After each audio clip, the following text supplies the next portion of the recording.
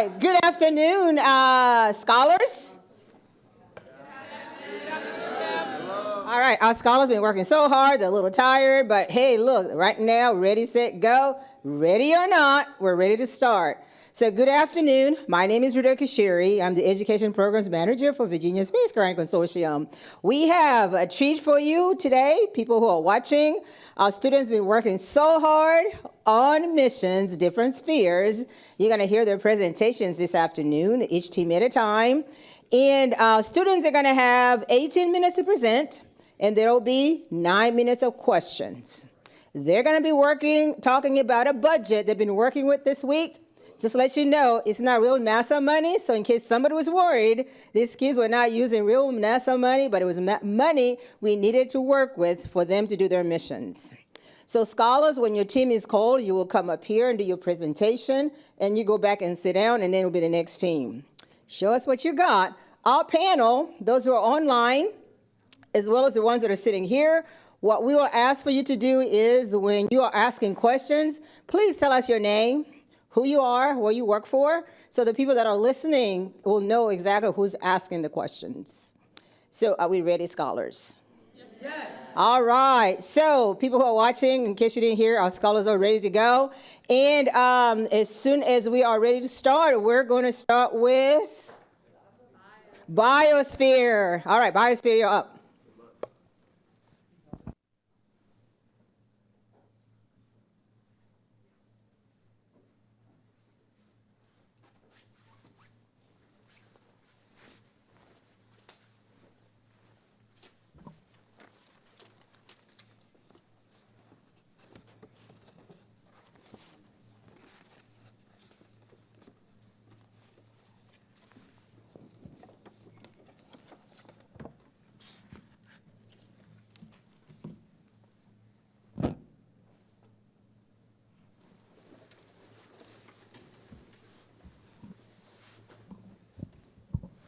I'm Jocelyn Erickson, and I'm the project scientist for the Biosphere.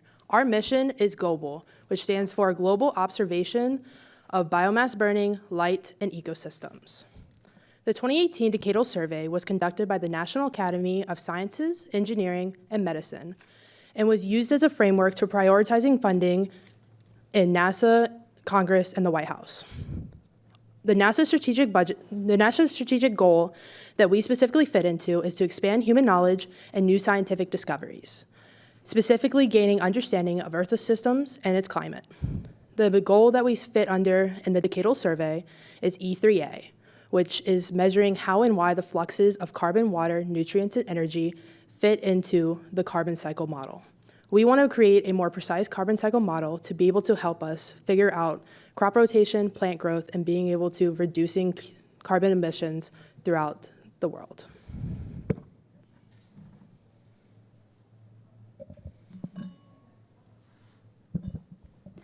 My name is Lily Beatty. I am the Deputy Project Scientist.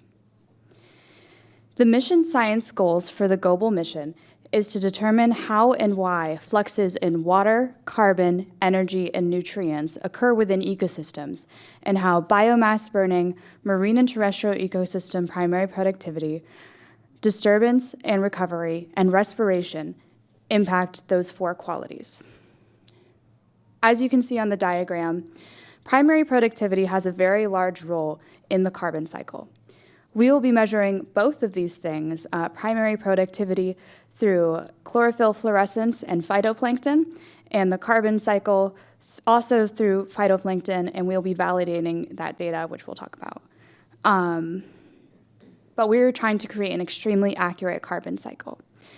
The reason that we're doing this is because creating a more accurate carbon cycle will be able to tell us how and why in our changing world carbon affects our ecosystems. My name is Jamilatu Kurabaji, and I am the research scientist for Biosphere. If you look at the slideshow, you will see a table. This is known as the scientific traceability matrix. So it not only shows our mission goals and objectives, but it also shows the scientific measurements that we're going to be taking, as well as the specific instrumentation that we need in order to achieve our goals.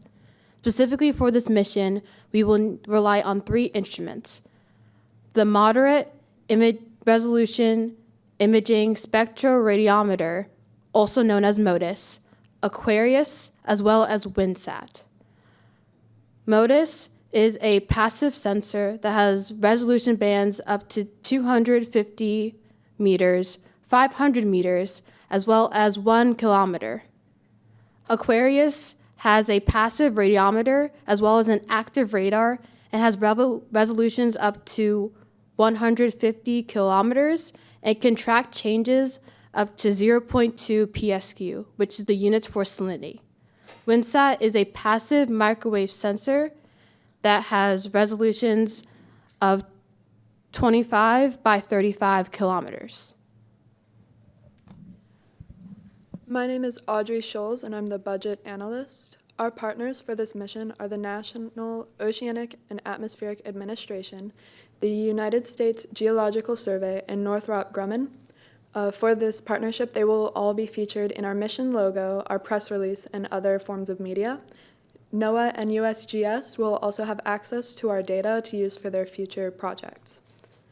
The group budget was $1.14 billion, and the group savings were $2.06 billion.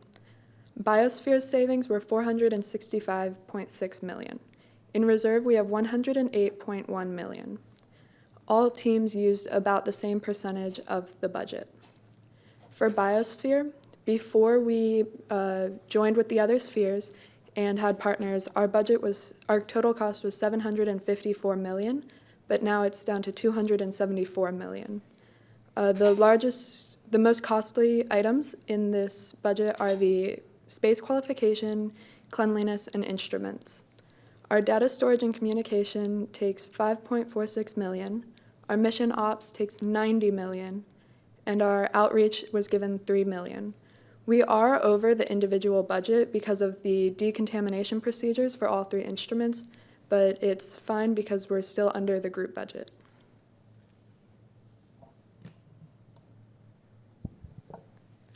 My name is Maya Craig, and I am the Launch and Orbit Analyst for Biosphere. Our original mission was launched with the Vega rocket, and we are going to launch at the Wallops Flight Facility. For our new group project, we are doing the Antares rocket for the larger payload that we have, but we're sticking with the Wallops Flight Facility. It is the best economic choice for a low Earth orbit and solar synchronous orbit. Our instruments are necessary to have a low Earth orbit to pick up their data, and they need a sun synchronous orbit in order to have the sunlight not directly affect their data.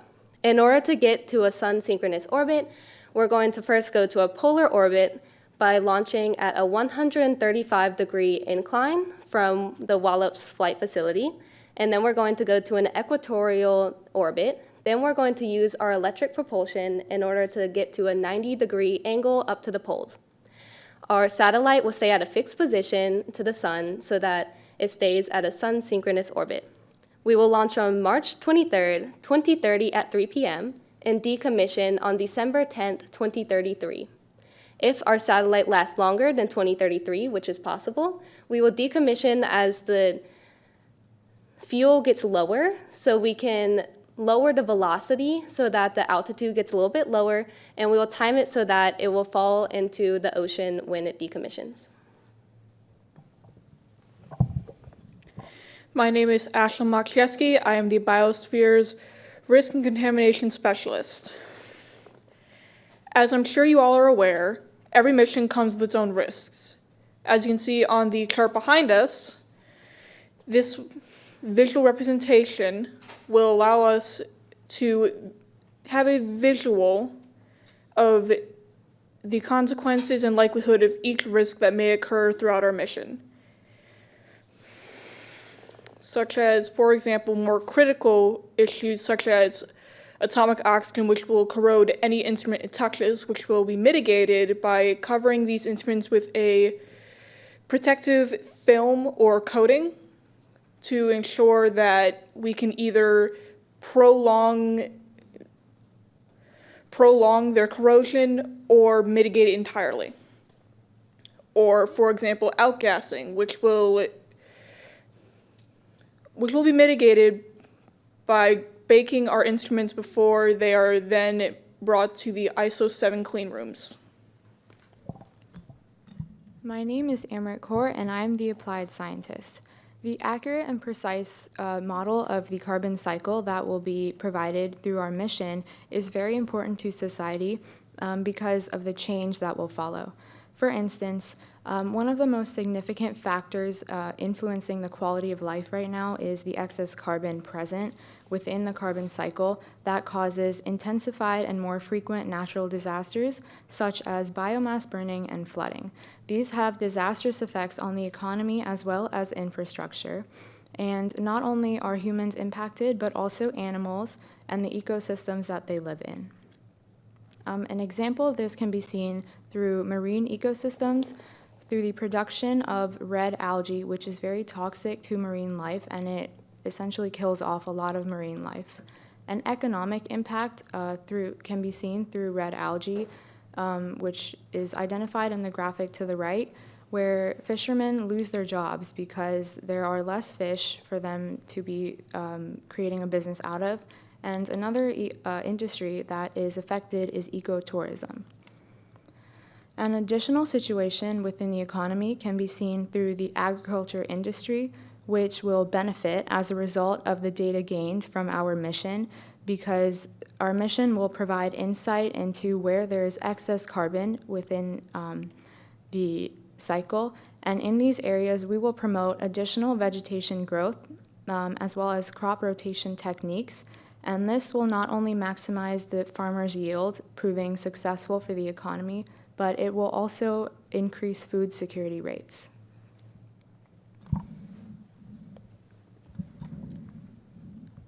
My name is Sibi Rutia, and I am the Mission Outreach Analyst. Our mission is named after Catherine Goebel Johnson, who is known for her contributions to NASA Langley and her satellite research. Our patch highlights the specific things that we will be measuring in our mission, which are solar energy, biomass burning, photosynthetic activity, and water flow. The online platforms will attract the younger generations on social media like Instagram or Twitter. And we will also have a website where we will update our mission's accomplishments. To get our educators involved in our mission, we will have different conferences. We'll attend conferences with different organizations. My name is Maggie Mandera, and I'm the Mission Outreach Analyst. So the very first thing that the public needs to see is that press release. So this is going to be what our team has created to release to the public so that they are fully aware of all that's going on. Not too sciencey, because we do want the public and Congress to understand, because we need everyone on board for a mission like this. Next up, we are so lucky to have partnered with schools K through 12 across the country, because NASA understands more than anyone that the key to understanding is education. So we have created lesson plans for all age levels. So for our younger kids, we have designed an experiment where they can take different toys associated with different parts of the ecosystem, and their teacher can have them interact with each other, and then in turn they can see how the ecosystem interacts with each other. For our more advanced students in perhaps AP or IB level classes, we have selected plant seeds from plants that are shown to absorb carbon more, and as they grow these plants throughout the experiment, they would document not only the plant findings that you do in an average AP bio class, for example, but also connect it back to our mission. Both age levels can take these home, and these lesson plans will be released prior to the launch, and post-launch, as they realize, wow, that's the mission that we did in class, they can then tell their parents, and if their parents are intrigued enough and are in support, as they likely will be, then they can go ahead and contact the representative. Next, for our educator/student involvement, we have museum exhibits in air and space museums across the nation. So this is going to be post-launch, and this is perfect for students to get a real interaction, just as we have with the professionals who actually worked on this mission. So, for example, the Air and Space Museum right here in Hampton. And last, but certainly not least, our team has crafted a video that is an informative overview of what the mission aims to accomplish while calling attention to the climate crisis. So we're extremely excited for you all to see it.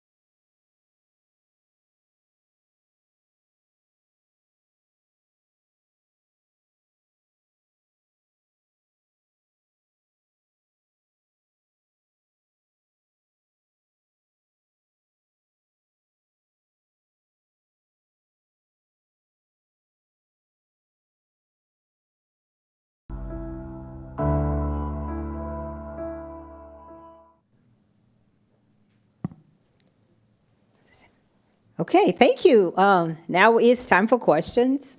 And I'm going to take the first question. I'm Bruto Kashiri, Virginia Space Grant Consortium. And my question is for outreach. You showed us what you have for elementary and middle school. What do you have for college students? So across all levels, we do like to focus on K through 12 because that's really where we can interact. But certainly, though we don't have the developed plans right now, we can certainly look into making more advanced levels, especially for those students studying the majors in STEM, such as bioengineering and climate science. Thank you.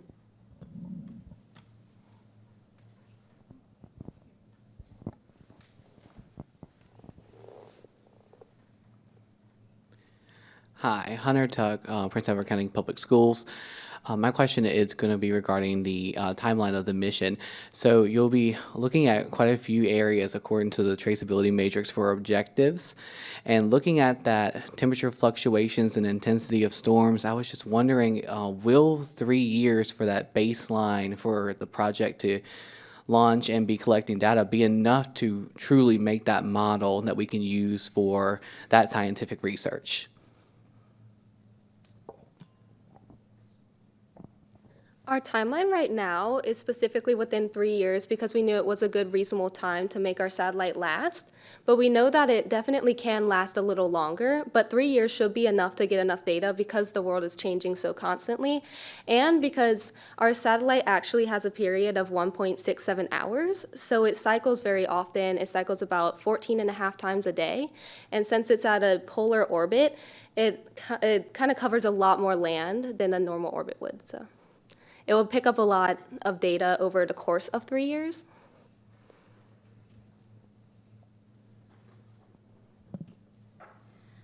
I can add on to that.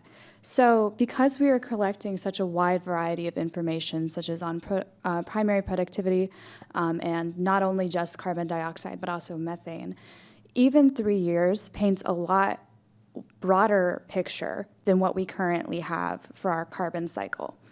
So so say hypothetically, our mission did last 3 years and then we were decommissioned. That would be giving us like a much larger scale of information. The longer that this continues, the more specific information we get. So we can only go up. Hi there, Russ Kors, Mastodon Regional Governor School. I'm really excited that you guys are going to add to the carbon cycle information that we have. I'm Also curious, you mentioned nutrients, and I'm wondering if some of the data is going to be able to help you create an equally detailed nitrogen model or phosphorus model. Okay, so looking at the data we are using, so with MODIS, it measures aerosol, and we also use WindSat in order to search for wind patterns.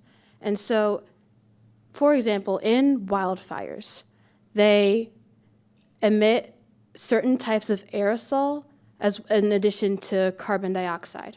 So when they emit this, when we are looking at the data from MODIS, we can see that aerosols are in the specific types of aerosol that are emitted from forest fires.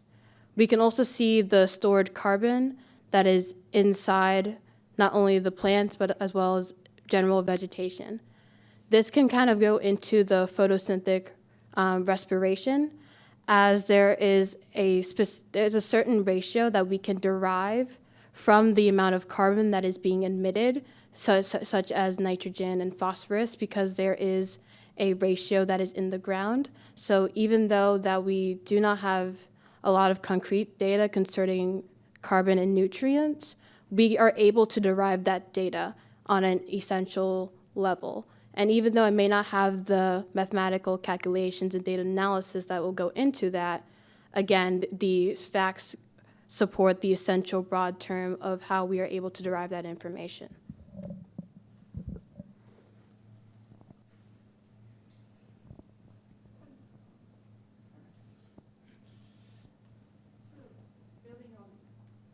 Hello, testing. Okay. My name is Ivanka Todd. I'm with NASA. Question kind of building on the 3-year question, because that was the first thing that came to my mind is 3 years. I mean, you're collecting an enormous amount of data, sounds like, and it's extremely valuable. Wondering if you could extend the mission beyond 3 years, what do you think that would help you get better handle on? That's part one of the question. The other one is, I'm thinking of cosmic events like solar flares and things that are not necessarily predictable, and they may not happen in significant amounts inside of a 3-year time frame. How would you be able to capture some of that and its impacts on the energy balance on Earth?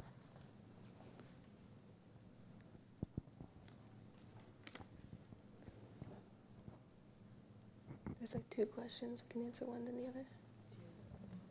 Excuse me, can you repeat the question? I'll just start with question 1. If you could go beyond 3 years, how would that mission actually improve in terms of the ability to improve the model and maybe even integrate these other measurements that you're taking, as was asked just the question before? So I guess in general, we do admit that there is not a lot of concrete data that can specifically measure carbon emissions. So therefore, if we were to extend that, then I would think that we would be able to look into more, we can incorporate more factors and see any trends or any sort of patterns that we notice to help us verify and validate, not verify, but tell us the data specifically of quantities of carbon in the biosphere. I can add on to that, specifically addressing the solar flares. You specifically said the over 3 years. Right now, within our budget, we have to stick at the 3-year mark because we just quite literally couldn't go over it for our budget. But we definitely wanted to keep it as long as humanly possible. And that's why if it were to go over our 3-year budget with the amount of fuel that we have, we definitely would want to do that. And it would add to our more precise carbon model. The solar flares specifically, we haven't looked into that. But we know that if it were to happen, it would be able to change. We'll be able to measure it, as well as we're just trying to measure the specific energy that happens within that 3 years and just seeing how it changes and how it affects the fluxes and nutrients and water and carbon and energy. And just seeing that change over that 3 years would still add to our carbon carbon model cycle. Thank you. Hi, I'm Kari Espada with the Virginia Space Grant Consortium. With the 3 years of data, what information would be most beneficial to the communities to influence a change in daily habits and lifestyles? The data that will be most useful is primarily just the carbon cycle model, and what we are trying to do specifically with that is just encourage and work with environmental organizations and come up with solutions to primarily reduce carbon emissions. If you wouldn't mind repeating the second part of your question. I think you answered it. What information would be most beneficial to the communities to influence a change in daily habits and lifestyles?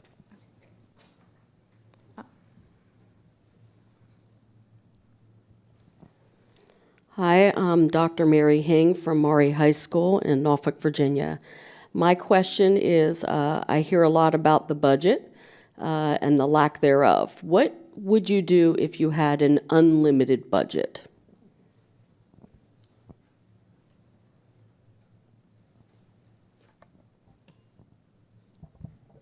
If we had an unlimited budget, I think first we should make sure the cleanliness is as high, I guess, as it could be. Right now we have very few things that are being precision cleaned, and I know it's not necessary for all parts of the satellite to be precision cleaned, but I'm sure it's better than having nothing being precision cleaned. We could also make sure that the ISO clean room is higher quality. We could also add more instruments, I guess. Like if we needed INSAR, we would be able to add that if we had an unlimited budget. We could also extend the timeline.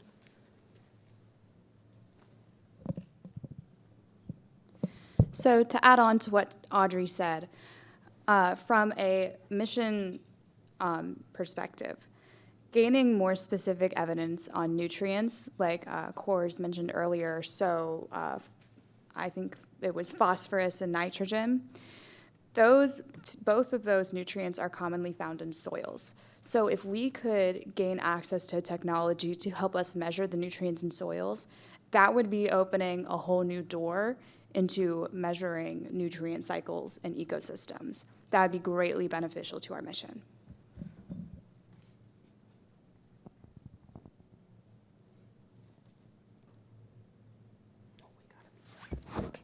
That's all the time we have for questions today. Thank you, Biosphere.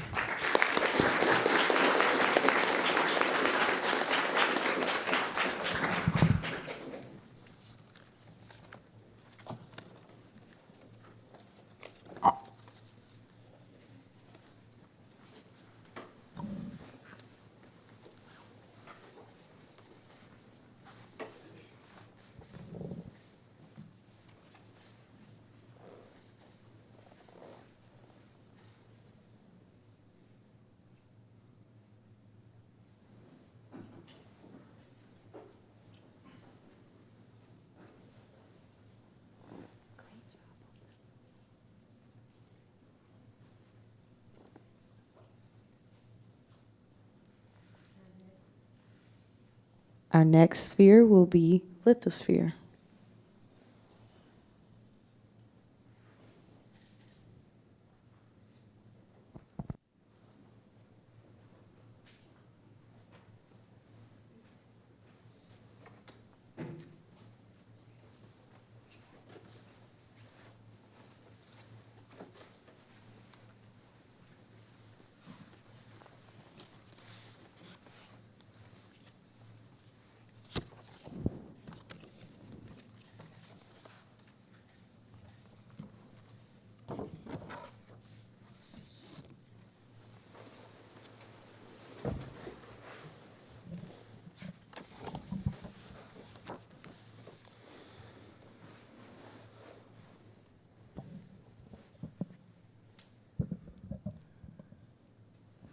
My name is Natalie Roberts. I'm the project scientist for the lithosphere team. The NASA strategic plan connects the ground mission goals to 4 key concepts. They are discover, explore, innovate, and enable. The ground mission will expand human knowledge through scientific discovery by expanding forecasting capabilities for geological disasters.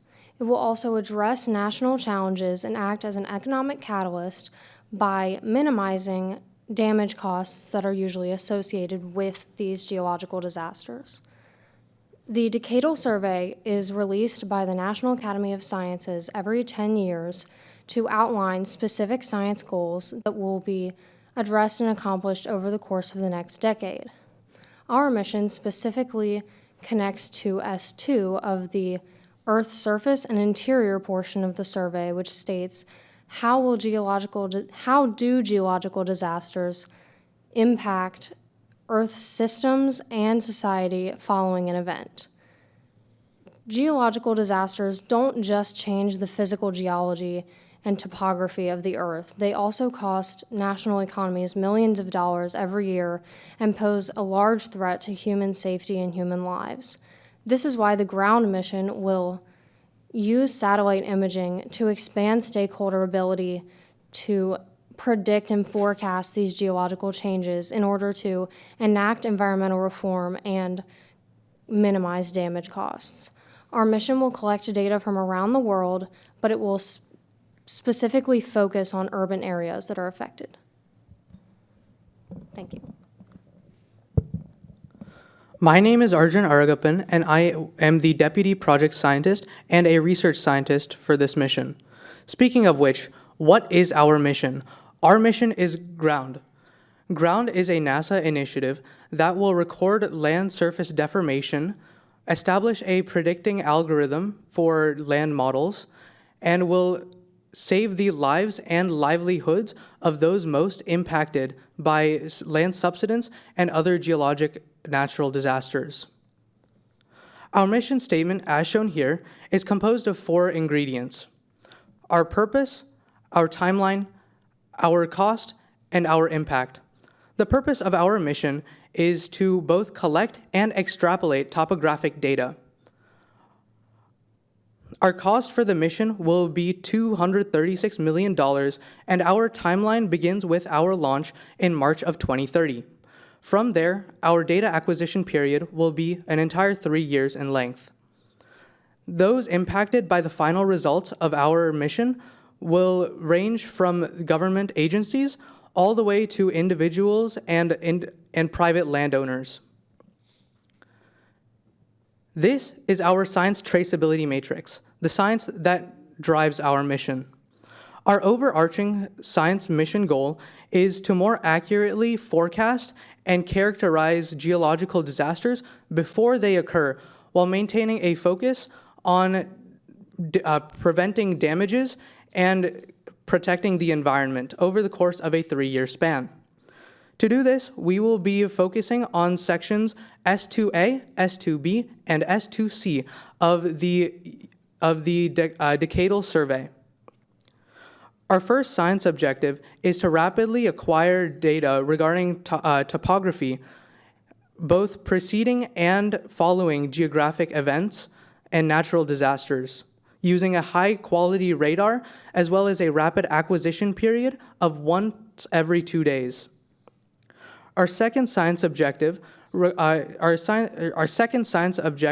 focuses on earthquakes and volcanic activity and requires us to measure both the topography leading up to those events as well as directly following those events. Finally, our third science objective deals with the relationship between infrastructure damage and the topographical data we receive.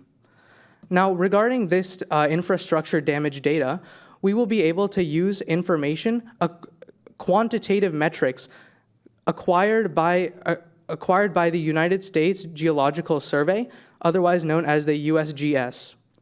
Then arises the final question: what instrument can we use to collect this topographic data while maintaining a high level of accuracy and a rapid data acquisition period? Our answer to this is a low Earth orbit interferometric synthetic aperture radar. Thank you. My name is Oscar Rivera de Jesus. I am the research scientist for Lithosphere. What we're working with in our mission is named INSAR, Interferometric Synthetic Aperture Radar. We're going to be using 3 different band radars, S, X, and L. S and X are used to send and receive information either from our ground team or from the satellite itself. L-band radar has a 25 centimeter wavelength that makes it available for us to look through trees and foliage on the ground to get proper topographical data. As we look at the ground, we are looking for changes in the ground due to geological disasters such as earthquakes, volcanoes, and stuff like that. It will be powered by one Lockheed solar panel, which comes with 4 separate batteries. Thank you. My name is Brennan Strong, and I'm the Lithosphere Budget Analyst. We will have 2 primary sponsors. We will be working with the ESA because of their work with INSAR. They were one of the founding fathers of this device, and they helped in its creation, design, and production, and they've also used it in many geological surveys. We can compare our data with the ESAs to increase data productivity overall, accuracy, and, of course, get these results for cheaper by using their calibration settings. Our other partnership will be with Lockheed Martin. This partnership is occurring because of their excellent solar panel technology. It is unrivaled in efficiency and cost effectiveness for what we can access, and by having their solar panels flown on our mission, they will receive publicity in return. Overall, we saved with these partnerships $34.1 million alone with the ESA and Lockheed Martin sponsorships, and we have also saved $382 million from the budget by working and splitting costs effectively with other teams. Behind me, you will see a pie chart that is subdividing all of the costs used by our individual $250 million budget. The sections are as follows: electric, propellant, power, thermal, data communication, instruments, ground support, ground truthing, launch, and general operations. The base cost of our mission before collaborating with any of the other teams was $599,800,000, but with collaboration, we were able to cut our individual cost all the way down to $236,750,000, bringing us overall under budget for our individual components. Of the overall $1,250,000,000 budget, we spent $1,141,900,000 as a collective, and the lithosphere takes up 19.4% of that budget. Thank you. My name is Zaid Hassan. I'm the Launch and Orbit Analyst. For the ground mission, we need to stay close to the Earth in order to achieve high-fidelity images from our INSAR. We also need to maintain a consistent environment while imaging the Earth. This requires a sun-synchronous orbit. To achieve this sun-synchronous orbit, we will use a Northrop Grumman Antares rocket launched from the Wallops Flight Facility. This combination helps us get a fantastic value while maintaining a large payload size. Once the satellite is in orbit, we can then move to the sun-synchronous orbit using electric propulsion. Following our March 2030 launch date, we will have a 3-month period for calibration and validation of our satellite, after which we will begin fulfilling our scientific goals.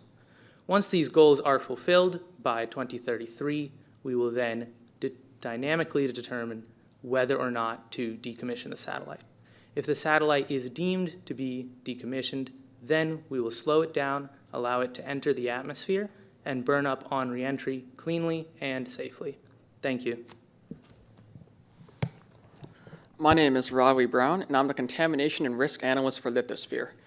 I would like to first address today the contamination mitigation for our sensitive equipment. This includes our active sensors, which is the INSAR instrument.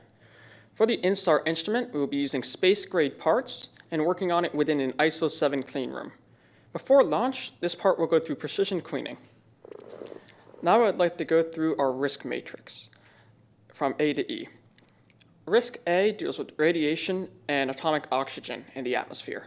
At low Earth orbit, radiation and atomic oxygen are extremely prevalent, and more so than you would find at other elevations.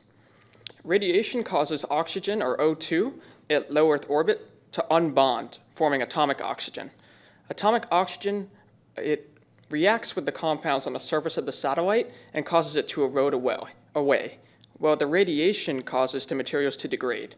To mitigate this risk, we've applied a silicon dioxide coating, which prevents erosion and also prevents the risk of radiation.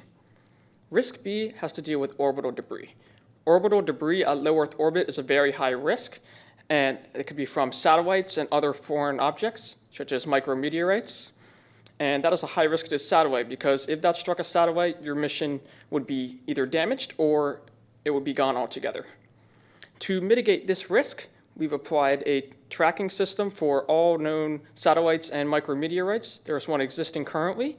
Using that tracking system, we're able to find out if there's going to be any debris in the path of the satellite and use thrusters on the satellite to move it out of the debris' path. Risk C deals with heating and cooling. It is really important for our equipment to maintain its operating temperature and not go above or below, because that can affect the instrument's performance. To mitigate this risk, we've added heating and cooling systems to keep our equipment at its operating temperature. Risk D is outgassing. This happens when you have new parts within your satellite and particles come off of them as a result of not being cleaned enough. To mitigate this risk, we made sure all parts are precision cleaned that are close to our instrument. This prevents the risk of outgassing, and in addition, if there were outgassing, there is a lens coating that we put on our INSAR equipment called molecular adsorber coating. What this does is it prevents the risk of outgassing particles from getting onto the lens of our INSAR and affecting its data collection. Our final risk is downlink failure. It's vital to our mission to maintain communication from the ground to the satellite. Without that, our data will not be transmitted. To mitigate this risk, we've added a backup communication system in addition to onboard storage. Thank you. I'm Ethan Mao, the calibration and validation scientist. Once the ground mission is launched and after it has reached its optimum orbit at polar orbit, the INSAR instrument will be given 7 days to acclimate to in-space operation, after which ground truthing will begin, and this will be underwent in conjunction with the ESC, otherwise known as the Exploration and Science Communications Division of NASA, and in partner with them, we will be using their ACCESS project, otherwise known as the Advanced Communications Capabilities for Exploration and Science Systems, which is an ongoing project for pioneering and innovating means of communication and has been used on 40 separate other missions. This project makes use of 9 ground stations and an entire array of optical stations and flight systems. And in regards to flight systems, we will be using 5 of these every 7 months for the sake of instrument recalibration and checking. However, this does not turn us off from being able to use other projects and organizations for the sake of ground truthing, such as the USGS. Thank you. My name is Charlotte Vaughn, and I am the applied scientist. Ground will allow us to better predict when geologic disasters will occur before they happen in order to reduce injuries.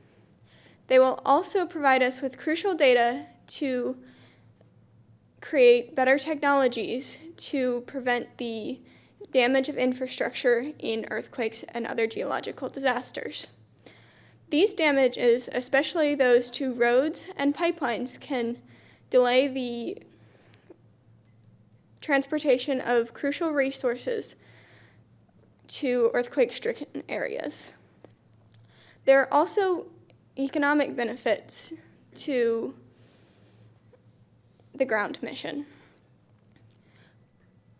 There are also partnerships that we can gain during this mission from both privately owned companies as well as governmental organizations. Some privately owned company partnerships could be with insurance companies as well as real estate agencies. Some governmental agencies we could partner with would be the United States Geological Survey as well as the Federal Insurance and Mitigation Administration. Thank you. My name is Arya Patel, and I'm the Mission Outreach Analyst. The mission name and logo were selected with the intent to best represent the fundamental aspects of our mission. The mission name, GROUND, is an acronym for Geological Research Operation Utilizing INSAR Data, which highlights the primary instrument used in our mission. The mission logo colors blue and green are representative of Earth's natural elements, which will be studied in order to better understand the topographic changes that occur in the lithosphere. Depicted on the logo are the Earth, the satellite which will house INSAR, volcanoes, faults, and 2 stars on either side. The Earth and satellite represent the 2 main objects of our mission. The volcanoes and faults represent the natural disasters which our mission will be studying, and the stars on either side are symbolic of the collaboration between GROUND and its mission partners, who are NASA, the ESA, Lockheed Martin, and VESSS, to create a brighter future. Thank you. My name is Zara Rizvi, and I'm the Mission Outreach Analyst. In an effort to reach all demographics, we have publicized fact sheets and published public and corporate press releases. In addition, we have also created lesson plans for K to 12th grade students. Each age group has its own unique catered curriculum built in the interest of NASA and our mission. The elementary school curriculum will consist of an introduction to the essential essential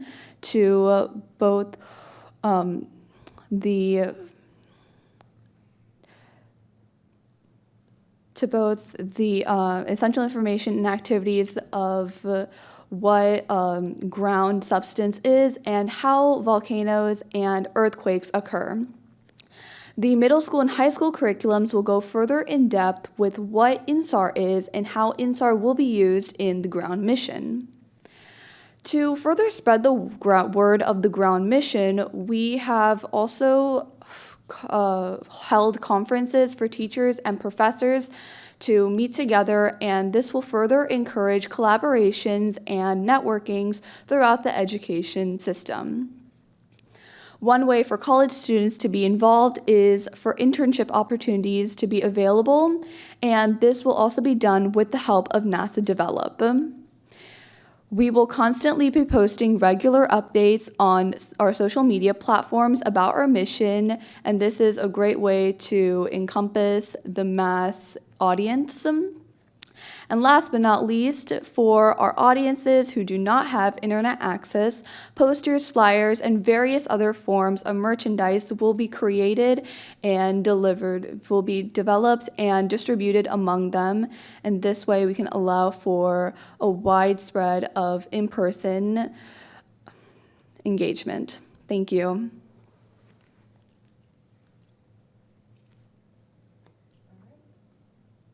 We're going to now open the floor to questions.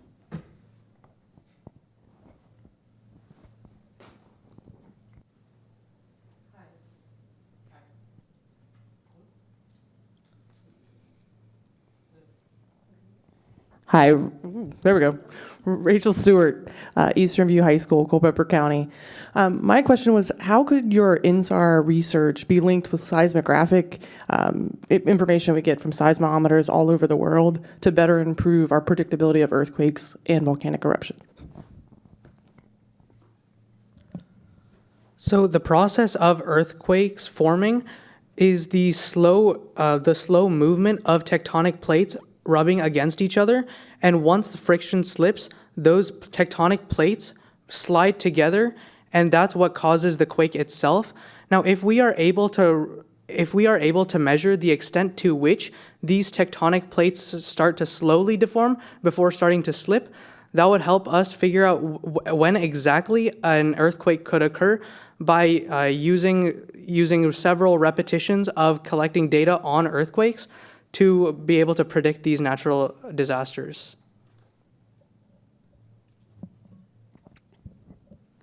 Hunter Tuck, Prince Edward County Public Schools. My question is regarding the INSAR instrumentation. I imagine you did a lot of research looking into instrumentation that would accomplish those mission objectives for your mission. When selecting INSAR, did you find any limitations or areas of advancement that you would like to see in future technology innovations for that? I would like to see how the S band, since it has a 25 centimeter a 25 centimeter wavelength, it's able to see through foliage and trees. I would like to see that on more future instruments. And if I may add to that? So current missions that the ESA uses, they use something called D-band radar, which is a type of frequency that has a wavelength of about 2.4 to 4.4 millimeters. Now, our instruments don't have this, our INSAR does not have this sharp, precise measurement, although the 2.2 or 2.4 to 4.4 millimeter wavelength is unable to see through trees and foliage and such. So if we were enabled to add more instrumentation, we would include a more precise radar so that in the regions that we can look at without foliage and trees, we'd be able to get more precise information on those parts, as well as a little bit less precise information on regions filled with trees and foliage. Question from an online mentor. What is your backup plan for if your planned launch date is scrubbed?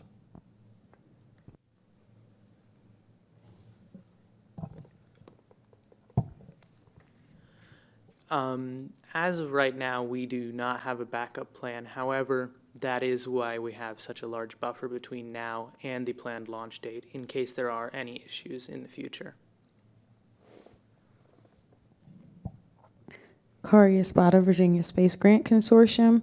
Have you found any gaps in the data based on the instrumentation? And if so, how do you plan to close the gap?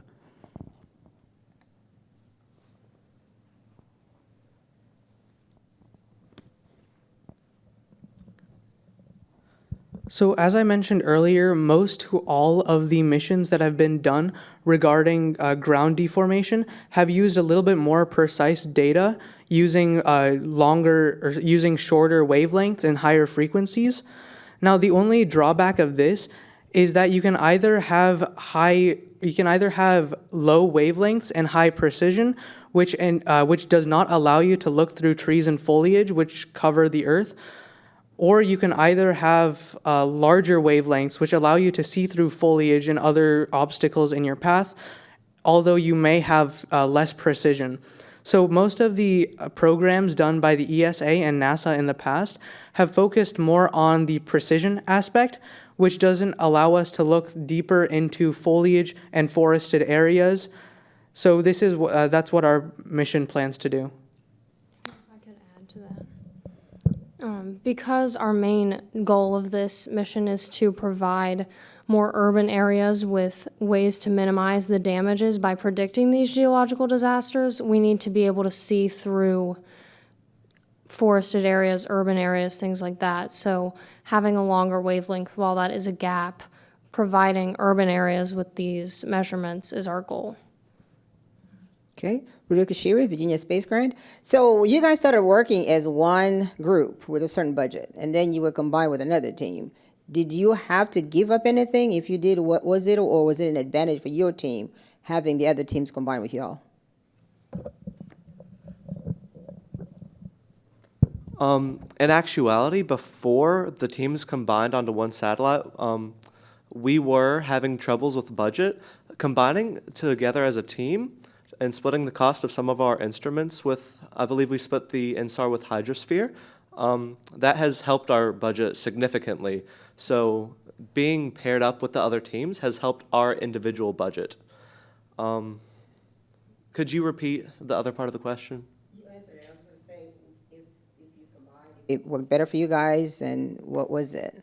Oh, we didn't We didn't particularly lose anything by combining our teams. So like the orbit, you guys were still in the same orbit, or do you have to change anything as far as what you had planned first?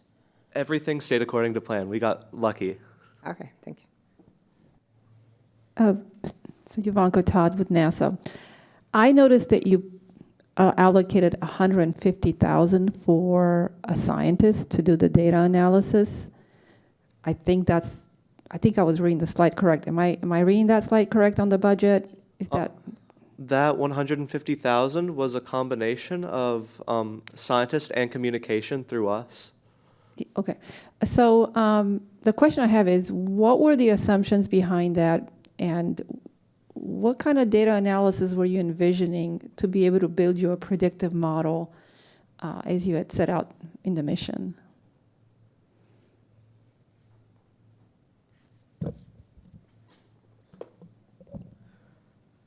Could you repeat the first part of the question one more time? Sorry. For 150,000 that was allocated for this multi-million-dollar mission, what type of analysis did you envision, or what kind of level of effort did you envision to generate a predictive model for the impact of geological events on urban areas? So as our mission focuses a little bit more on urban areas, we will take major cities from around the world and where our partners are located at, and where our stakeholders are. We will take data acquired regarding land deformation and topographical data in order to create models using regressions and being able to predict the course of that further land deformation over the coming years. And that is the type of forecasting we are currently using, but we are open to other methods of using pre-existing data to foretell future seismographic or geological events. And if you could get more data, what data would you be collecting in addition to the existing mission? If you could incorporate more data in the analysis, and you could have access to it, what would you add? If we could have more data, if we included a radar with a little bit more precision, we would be able to use that over coastal areas, and we'd be able to tell deformation in coastal areas due to erosion by implementing a sort of backscatter algorithm with water surface levels, so that we can tell erosion over time and see how that contributes to land deformation. Also, it is possible that one piece of information that could be very useful if we were able to add it, which we were not, would be the use of the Ceres instrument, or series, and it can measure geothermal changes, and that could relate very well with seismic and volcanic activity. Thank you.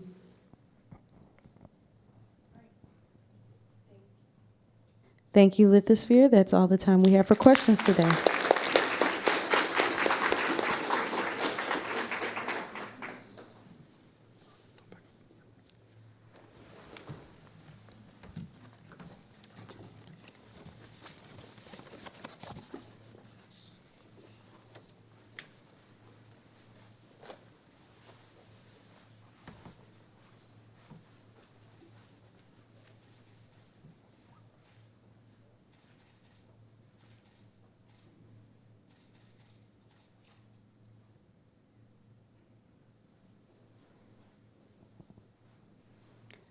Our next sphere is atmosphere.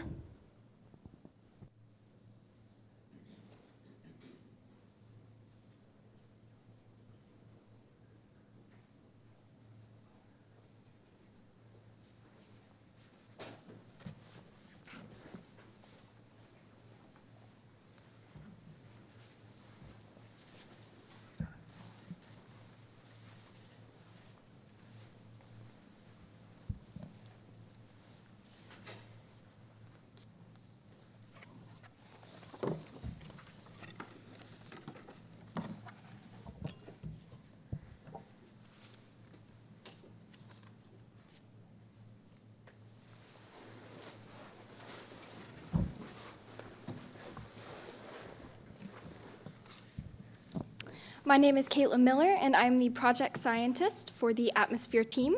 Our Cloud, Aerosol, Wind, and Storm Satellite, or CLAWS mission, is structured primarily around the NASA strategic goals, as well as the decadal survey.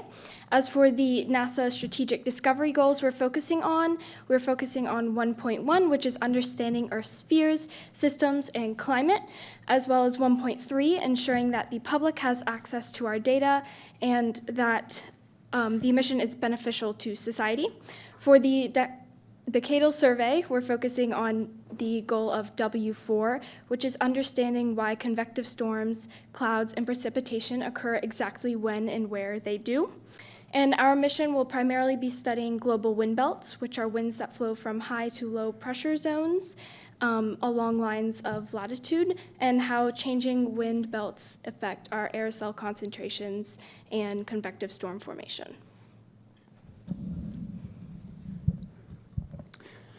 My name is Aiden Alexander, and I'm the Deputy Project Scientist.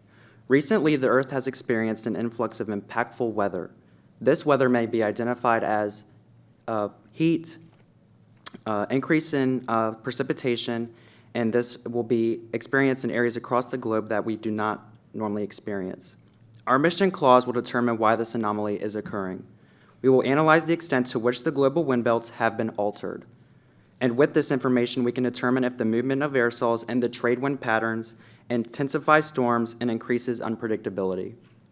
This will allow scientists to improve storm forecasting technologies, and leaders across the world will be able to alert communities that may experience a drought or heavy rains so they can prepare accordingly. My name is Xavier Turner, and I am the research scientist. Our first objective was to determine the extent to which global wind patterns are changing, how this affects severe weather and inland weather. Firstly, we would have to determine precipitation amounts, as aerosols can affect the radius of precipitation as well as the abundance. Ground truthing would help to determine this, and we would also determine wind speed through windsat to determine the strength of the severe storms. Wind pattern would also be determined through windsat, and we would note this through the change in wind pattern curves on a mapping system. Pressure and temperature would also be determined through ground truthing, and this would help to determine atmospheric instability. Our second objective is to determine how the distribution of aerosols as a result of changing wind patterns alter cloud and convective storm formation. We would determine the changing path of aerosols through windsat, and we would also determine the aerosol concentration through MODIS. Aerosol concentration could determine hot spots for severe weather, and cloud density through MODIS would also determine the comparison for the severe weather and the spots where aerosols are located. My name is Armand Kennedy, and I am the research scientist. The instrumentation that will be used for this mission is the Moderate Resolution and Imaging Spectroradiometer, also known as MODIS. And MODIS measures clouds and aerosol properties. WindSat, the other instrument we will be using, measures ocean surface wind speed and its direction. All data that will be collected by these instruments will be sent to a ground storage system. But in the event that the satellite cannot send this data immediately, the data will be stored on an onboard device, and the data will be transferred through S-band communication.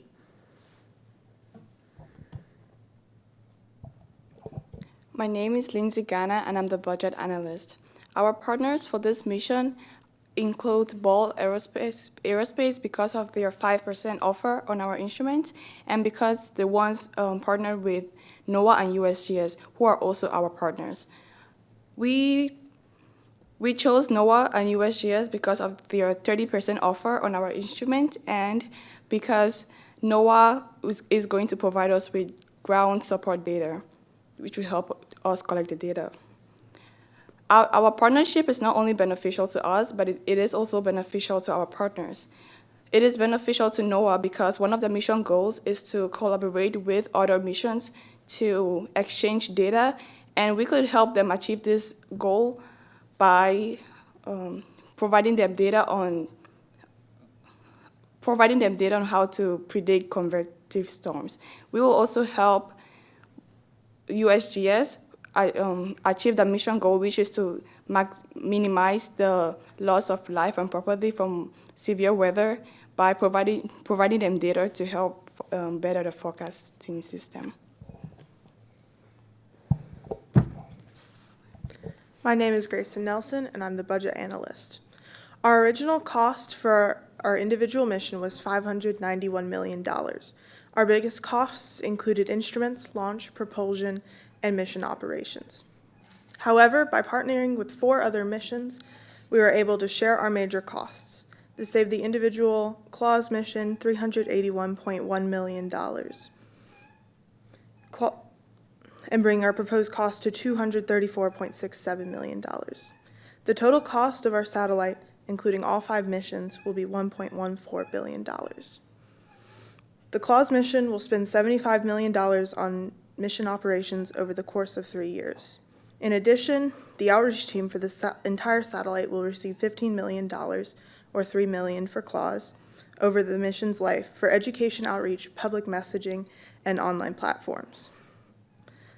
The satellite has reserved $90 million for emergencies and unforeseen costs. As well, future research into data storage and communications will be required. My name is Kenzie Stinson, and I am the Launch and Orbit Analyst. CLAWS will launch from the Wallops Flight Facility because satellites in low Earth orbit, sun-synchronous orbit, and polar orbits need to be launched next to a body of water. Antares has been tested and launched from Wallops, so there is easy transport from the build site to the launch pad. The Antares vehicle is the optimal vehicle for our mission's fuel and mass constraints. CLAWS will be launched into low Earth sun-synchronous polar orbit. This is because low Earth orbit is cheaper than other orbits due to fuel needs, and sun-synchronous polar orbit provides continuous global coverage. Satellites collecting weather data can survey densely populated areas and oceans easier from low Earth orbit due to visibility issues. And our instruments aboard CLAWS perform best in low Earth orbit. Sun-synchronous orbit allows satellites to collect more consistent measurements because the light distribution from the sun to the Earth is consistent across each year, as opposed to equatorial orbit. CLAWS will be launched in the afternoon on March 23, 2030. This spring date is before the Northern Hemisphere storm season and after the Southern Hemisphere storm season, which allows times for our instruments to calibrate. We will collect data for 3 years, but will continue to collect data until decommission. Decommission will occur when CLAWS no longer produces scientifically valid data. This is defined as data that can no longer be validated against current aerosol, cloud, and wind data in accordance with the mission's validations protocols.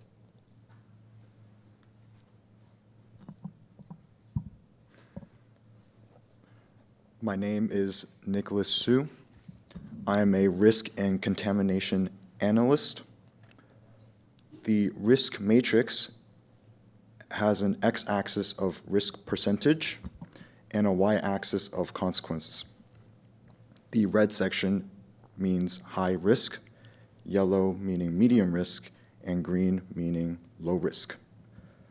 The 2 in the red section of risk mean the most important to us. Contamination risk. To mitigate this, we are using clean rooms of ISO 7, and also extreme temperatures is another risk. We are using adequate heating and adequate amount of radiators to cool our satellite.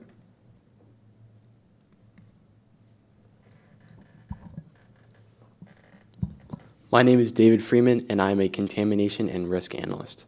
Now, as aforementioned, our main issue with, or risk, in our mission is contamination.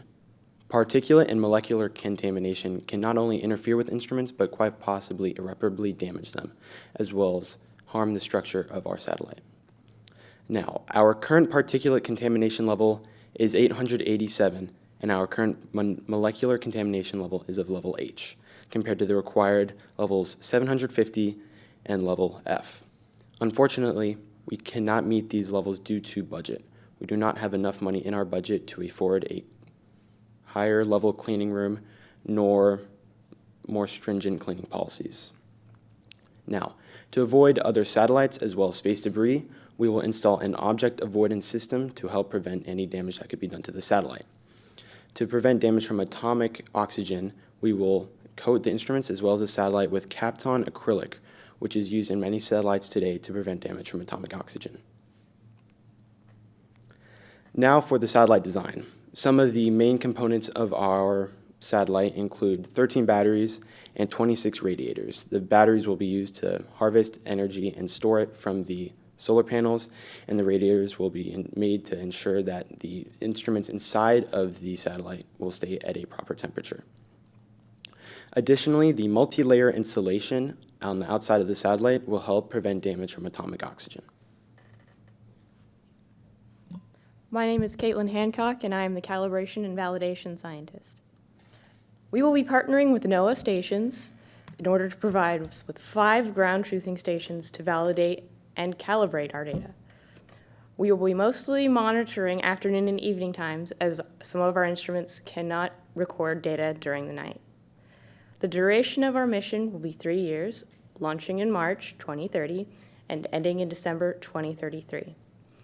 6 months of this time will be needed to verify and calibrate our satellite with the 5 existing NOAA ground stations. The instruments we will be using are MODIS and WINSAT. MODIS will be measuring aerosols and cloud drop and cover.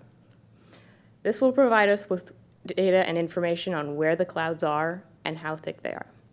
We will also be using WINSAT, which will be measuring wind speed and vapor located in the air. Ground truthing is important because we need to make sure we are getting accurate and valid data in order to make sure we can achieve our goal of having a better forecasting chance for convective storms. My name is Calissa Clarkson, and I am the applied scientist. This mission provides information on the extent of global wind belt shift due to temperature variations. This will determine where severe weather is shifted, allowing high-risk communities time to prepare in cases of severe precipitation or drought. Researchers will also obtain data on the movement of aerosols, as there is a correlation between particulate matter and global destabilization of the atmosphere, which will intensify storms and increase unpredictability. As shown by the graph on the screen, the frequency of these events, including floods, severe storms, and drought, have increased over the past few years, showing a need and understanding of which regions are at risk. This information will be used by public safety officials, property owners, and those in the agricultural industry to prepare for severe weather events. The U.S. government estimates that 1,000 premature deaths a year are the result of severe weather conditions.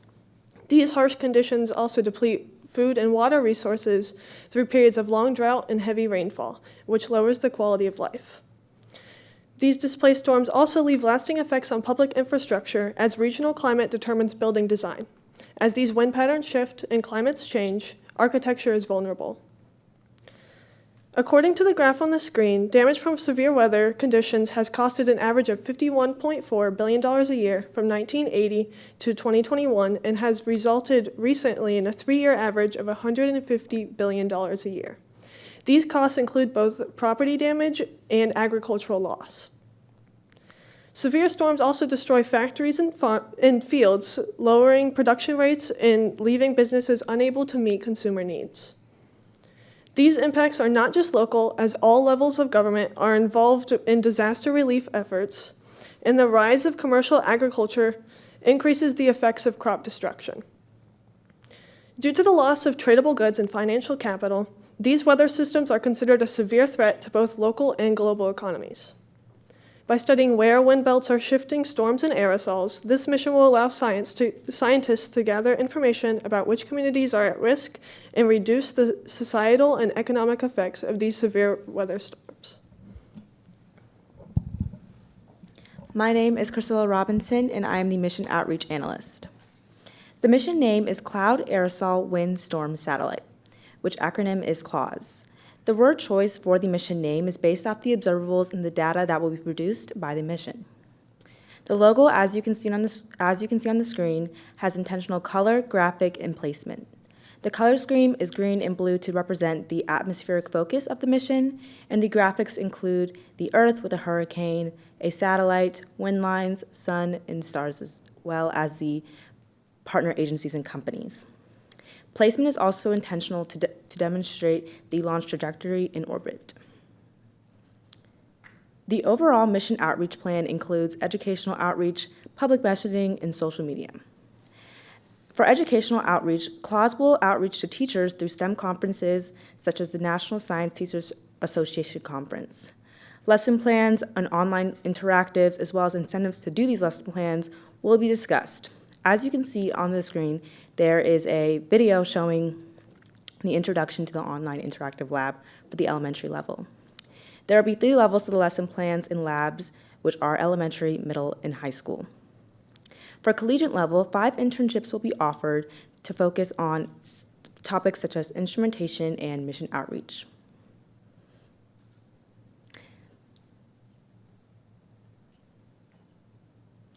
The lesson plan, as shown on the screen, is for elementary level. The main topic of the lesson plan is what is wind. The focus is so students will be able to explain the connection between wind and movement while working in teams and building social skills. Then they will complete the online lab, as mentioned earlier. For public messaging, to market the mission to the public will be as follows. The mission is needed to further understanding of convective storms and cloud formation, which is required to forecast weather accurately and decrease time for severe weather storms warnings, as well as decrease human fatalities and damage to infrastructure and agricultural industries. We will market to the general public through social media, websites, government outreach, and news, and specifically to students through education.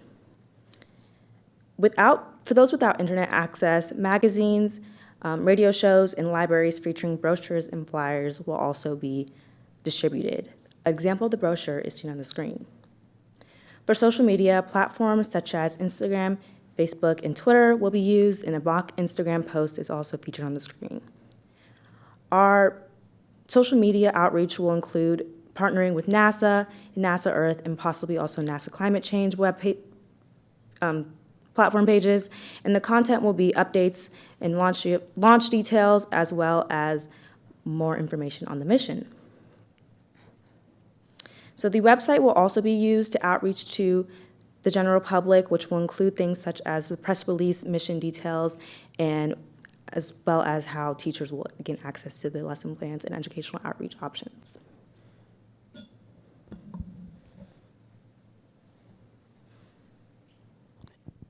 All right, we are now opening the panel up for questions.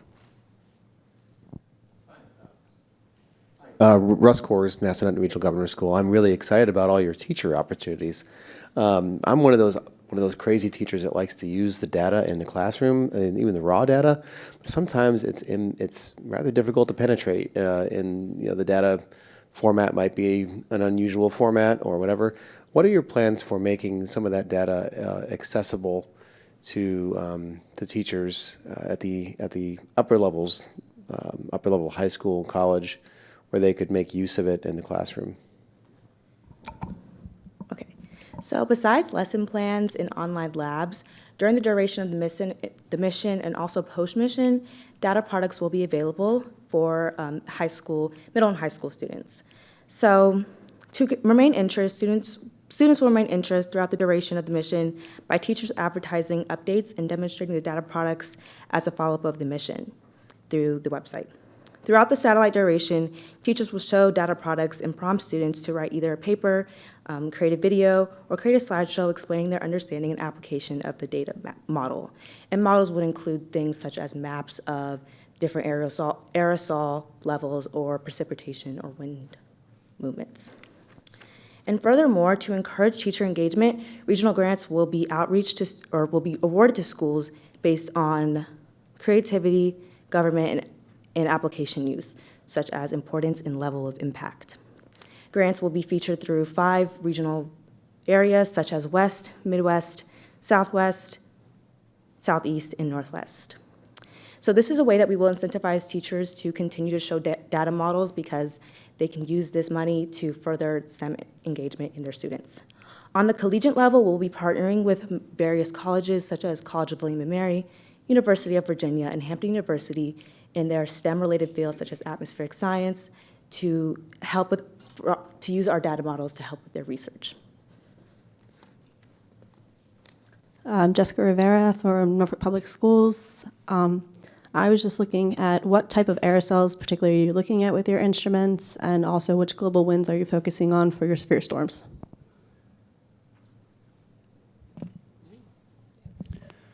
So for the wind patterns that we're going to be measuring, we'll be measuring the Hadley wind patterns across the equator, 0 to 30 degrees below and above the equator.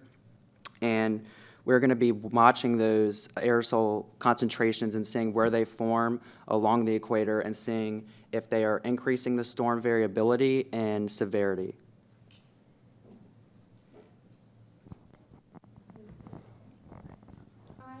A question from an online mentor.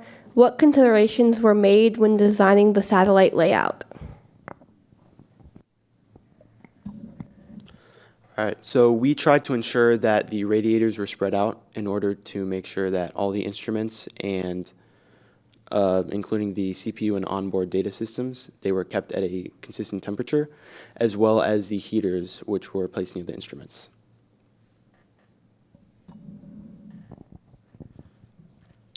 Karia Spada, Virginia Space Grant Consortium.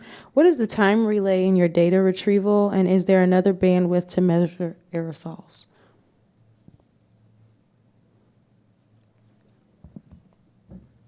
Could you please repeat the question? Yes. What is the time relay in your data retrieval, and is there another bandwidth to measure aerosols? I believe we'll be using the S-band for all of the data retrieval, and we do not have information currently on how long it will take to relay the information to Earth, but we will be looking into that in the future.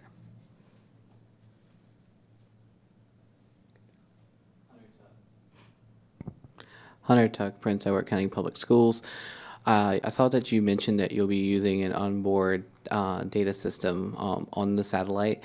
How much data can be backed up using that? And in the event that you're not able to transmit data back down to Earth, would that be sufficient to ensure that all of that data is there for the next trip around without losing any?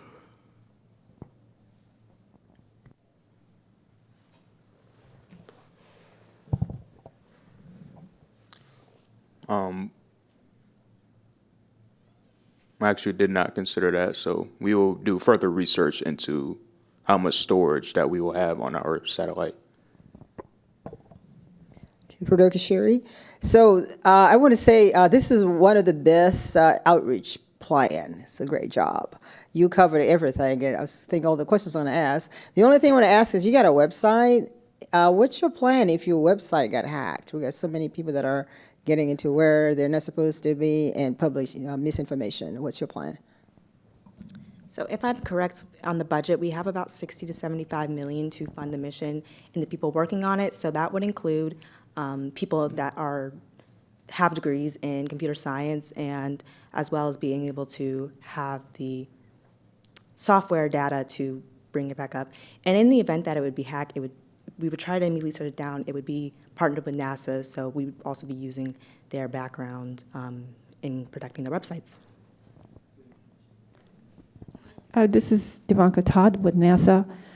I was curious, kind of similar to the last group I was asking, it seems like you're limited to the data collection. What other data do you think could be helpful? And I'm thinking about like ocean temperatures, for example, something that can truly improve your predictability. Anything you can say about that could enhance your mission? So we know that SAGE is another satellite that is currently monitoring the aerosol content in the atmosphere. So we want to use some of that data as long as watch the circulation patterns to build upon our data collection. Yeah, and to add on to that, due to budget constraints, we had to cut some of our instruments. So we'll also be looking into using the other team's instruments, such as the lithosphere's INSAT, to look at their topographical data to see how that would impact aerosol distributions. And if our budget would allow, we would also look into other means of retrieving data, since some of our instruments had limitations, such as the WinSat, which had issues measuring data over the poles because of sea ice glare. So we'd look into finding instruments that maybe could work around that.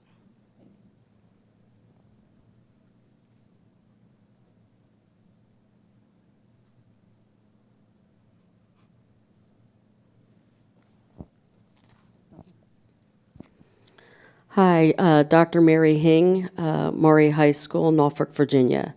My question is for budget, but also for the whole team.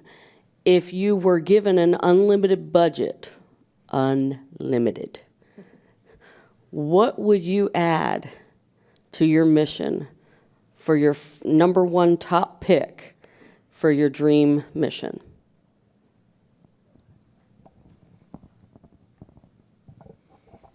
So, of course, some things had to be cut due to budget restraints, but our number one thing that we had to make many instrument compromises.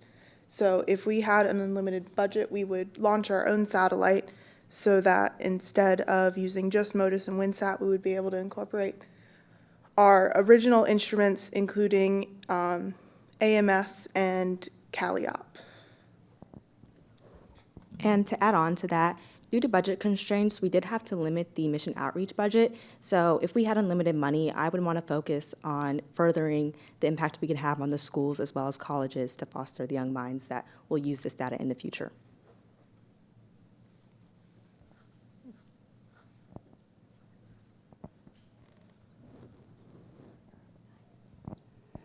Again, Dr. Mary Hing, Norfolk Public Schools, Norfolk, Virginia. My question is also for outreach, something that you didn't cover. If you're going to have these events at museums to outreach small children and their grandparents or parents, what would your mascot be for your mission? That is a great question. If I had to choose one, it would most likely be a convective storm of some sort. So whether that would be like a cloud or a tornado, something that would interest kids and keep them kind of engaged in what they want to learn more about the wind in the air. All right, thank you, Atmosphere. That is all the time we have for questions today.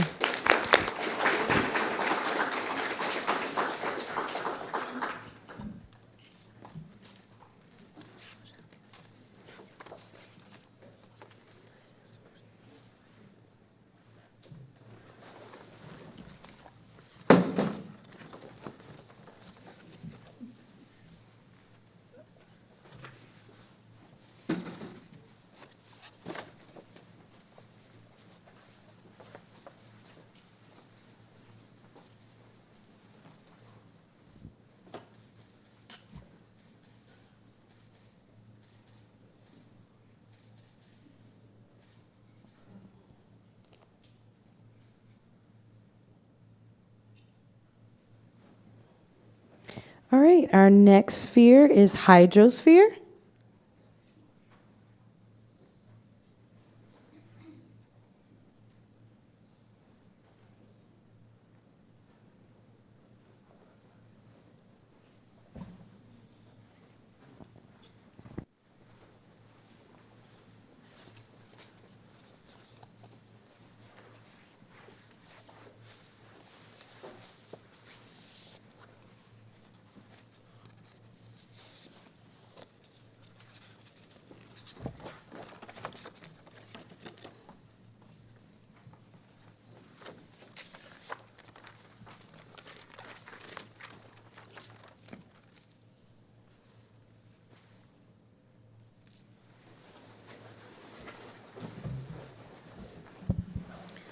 My name is Jordanos Mogas, and I'm the project scientist.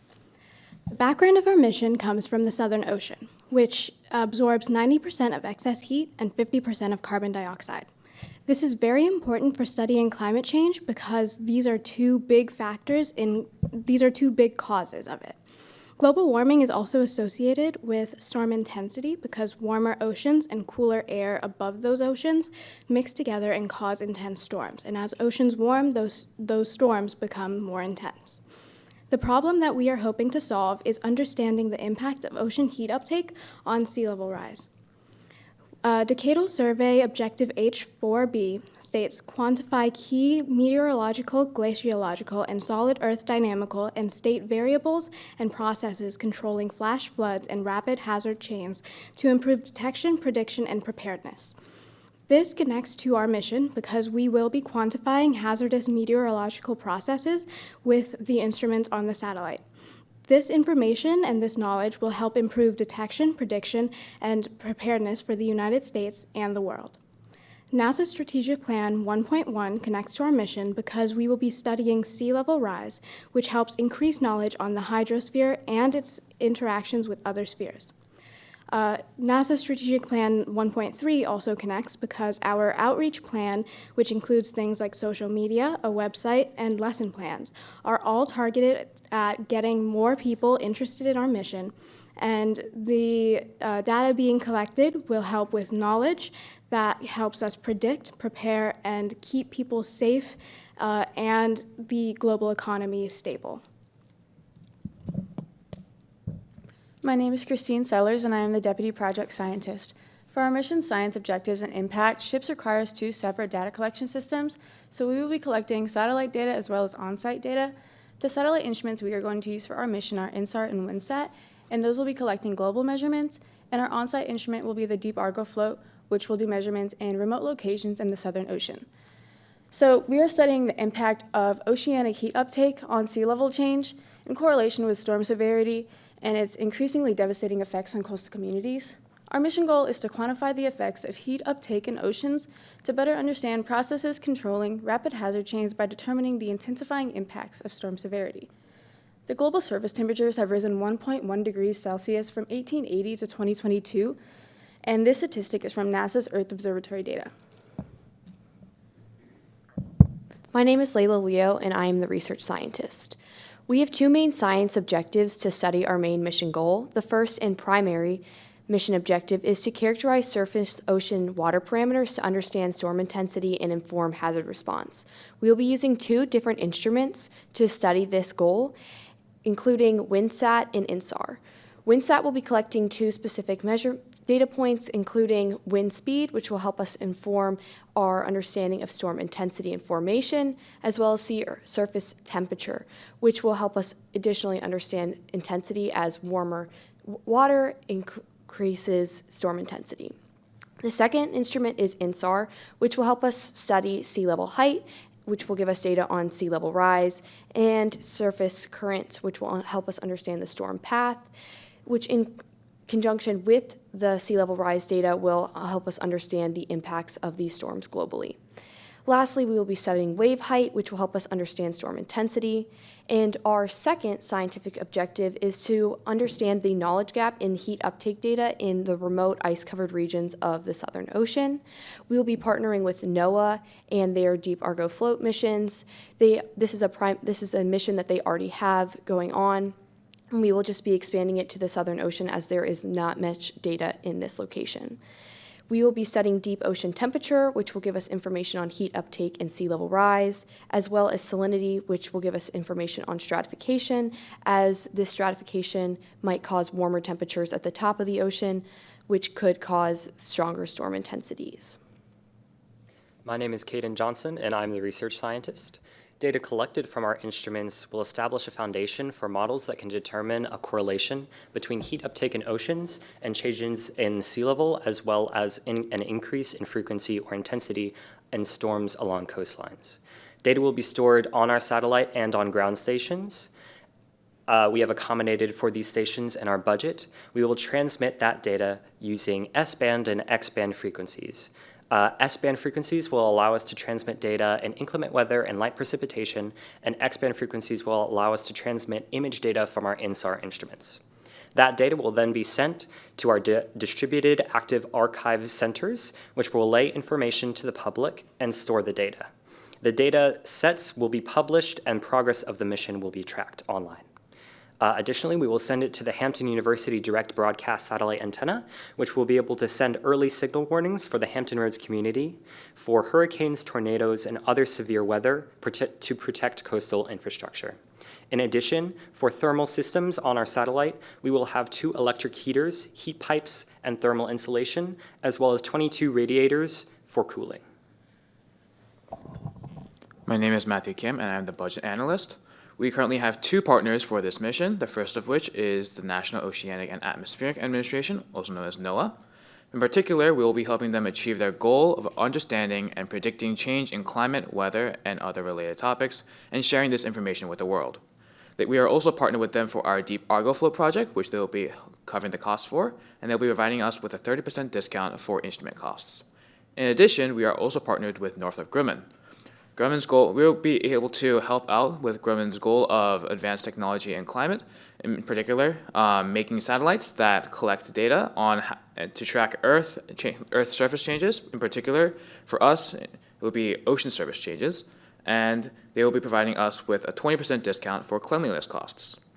So for our cost breakdown, our baseline cost before any joint mission negotiations with the other teams was around $755 million.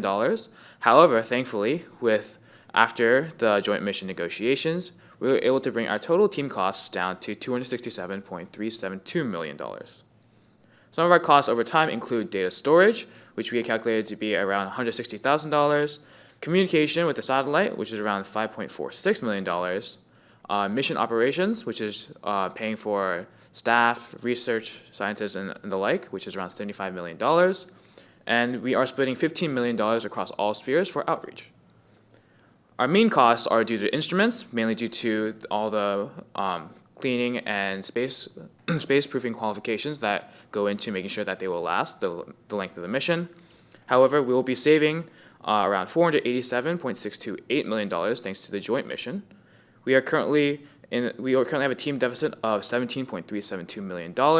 However, this is being accounted for by surpluses from the other 4 teams. My name is Noah Abalahin, and I am the Launch and Orbit Analyst. For our mission, we have selected the Antares launch vehicle and the Wallops Flight Facility as our launch site.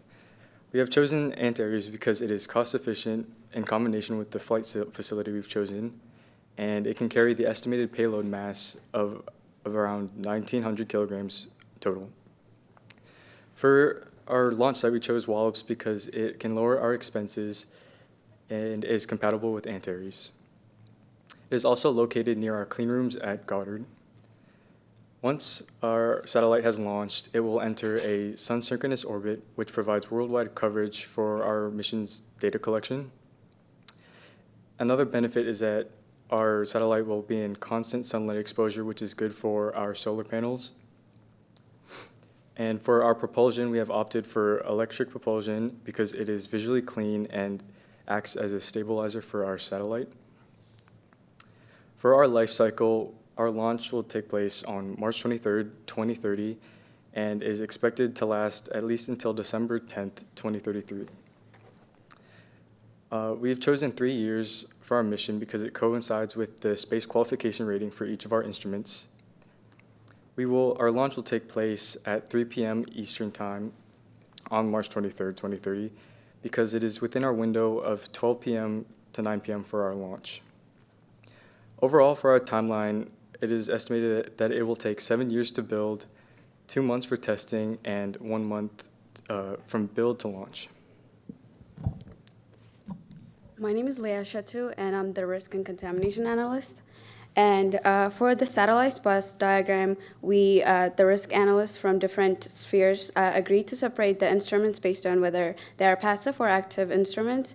And our instrument, NSAR, is on the left because it's a passive, while WinSat is on the right because it's an active instrument. And when we talk about contamination occurs when any material comes in contact with any hazardous or foreign material that could potentially damage or decrease the efficiency of the equipment, and that decreases the chances of receiving a reliable information. So after communicating with other sphere risk and contamination analysts, we are able to decide to use ISO 7 clean room. And the ISO 7 clean room is a good one because it has the highest quality clean room within in our budget. We also calculated the particulate end-of-life PAC and the molecular end-of-life cleanliness. And for particulate, our level was 895, while the molecular was level H. My name is Kiani McIver. I am the Contamination and Risk Analyst. We have done some research on the risks that can affect our satellite in orbit, which are atomic oxygen, orbital debris, outgassing, solar stray light, and satellite collision. To mitigate these risks, we are going to be using a silicon-based atomic oxygen resistant film. This is because our low Earth orbit consists of 96% atomic oxygen. Without this film, this can decrease this can decrease the instrument's ability to collect reliable data and destroy our materials. For orbital debris, we'll be using shielding, especially around the more important instruments. For outgassing, we'll be doing material management to decrease the amount of materials that can cause outgassing, and we'll be using baking, since the heat reduces the likelihood of outgassing as well. For solar stray light, we'll be using optical coating installation, which will deflect the stray light from entering our lens and affecting our satellite imaging. For satellite collisions, in case this does happen, we'll be doing ground control and using our thrusters in case we have to move out the way. We'll be tracking the path of other satellites to make sure that if there is a collision imminent, we can use our thrusters to just get out the way, since the likelihood is very low, but the consequence is very, very high, and we don't want that to happen. My name is Asia Williams, and I am the calibration and validation scientist. To validate the data being collected on INSAR and WINSAT on our satellite, we are going to be using buoys. We have one in the Atlantic, the Indian, and the Pacific Oceans. It is important to use these buoys to validate the data being collected by our satellite because we need to make sure that the data is accurate and precise. Our buoys are not fully equipped with the right instruments needed to collect the data for our mission, so we are going to be using an acoustic Doppler current profiler and tide gauges. All three of our buoys will be using the acoustic Doppler, and then for the Pacific and the Indian, we are going to be using the tide gauges. And it is important to make sure that we properly calibrate our buoys to make sure that they are collecting the right information. And this is INSAR measuring the amplified reflected radio signals from the surface of the Earth. Our mission duration is 3 years, launching on March 23rd of 2030. The benefits to this mission are being able to collect more accurate information to make more accurate meteorological models and better understand how heat uptake affects sea level change. And then this is a fully assembled acoustic Doppler. My name is Nanika Sompali, and I'm the applied scientist. The science for our mission is important because it adds to the ocean monitoring data record, and while NOAA currently does have a mission that looks at water parameters within the water column, they do not have sufficient data in certain icy regions of the Southern Ocean, which is the discrepancy that our mission will be addressing. It will also provide new insights into the impact of heat uptake by further studying the association between heat uptake and rapid hazard chains, such as intense storms. It has a number of societal impacts, for example, storm forecasting. Meteorologists would be able to utilize our data in order to more accurately track the severity and the positioning of the storm, which can then be used to create more accurate models. This, in turn, will allow for better disaster response, where citizens know exactly which areas are at risk and what kind of risk they are in. It will also allow for better informed citizens, specifically on the coasts, so they know what kind of risk their homes, and their coastal properties are in, so that they can then choose to migrate to new areas or take action and other precautions to protect their properties. Finally, it will influence environmental policy at all levels of government. Because each area is different, the policy will have to be specific to them, and based on this data, they will be able to make the decisions that are specific to their municipality and their constituents.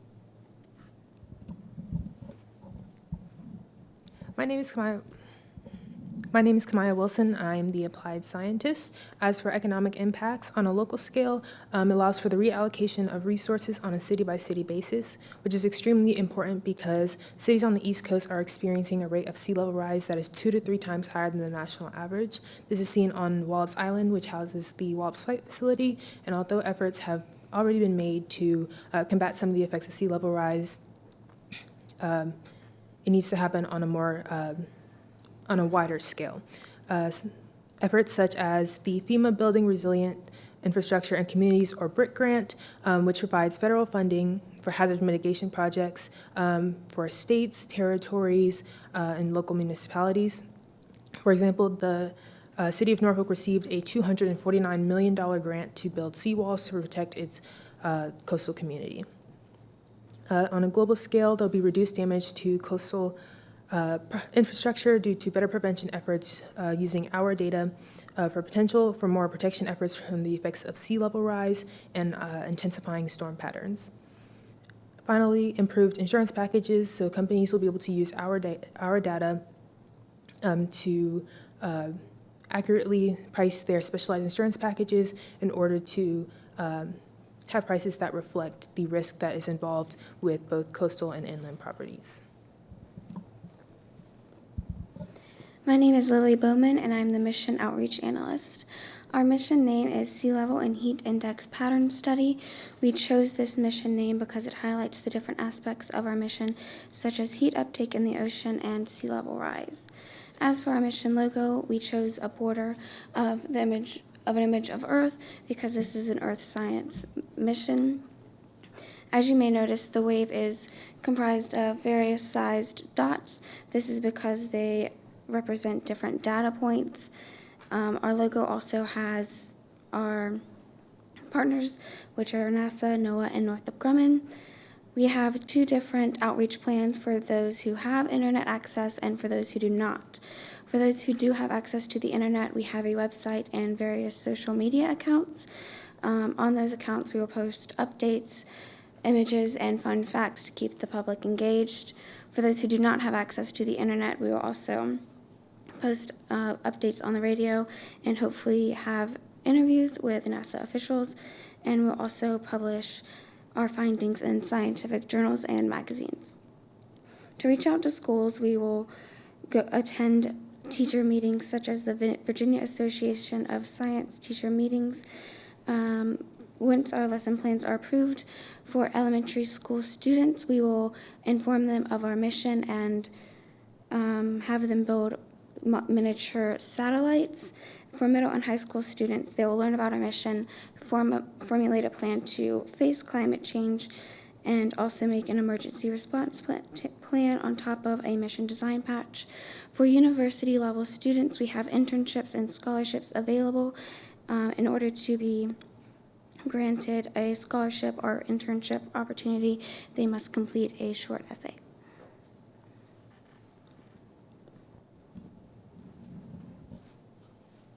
Now open the panel for questions.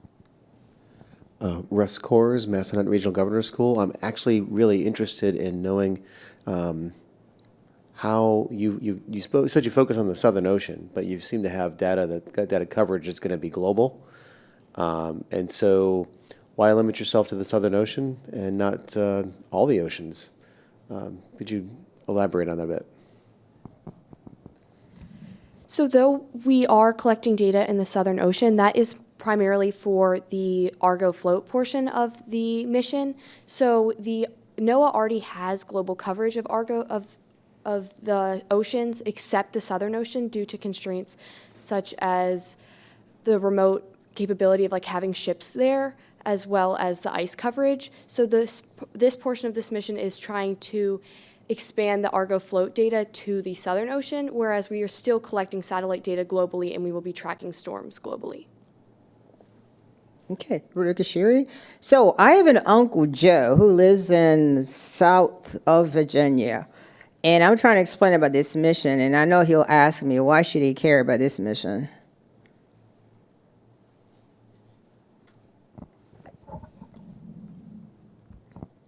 Excuse me, can you repeat where he lives?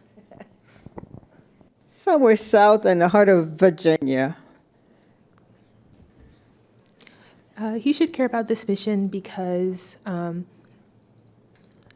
intensifying storm patterns are not only affecting coastal communities, but also more inland communities.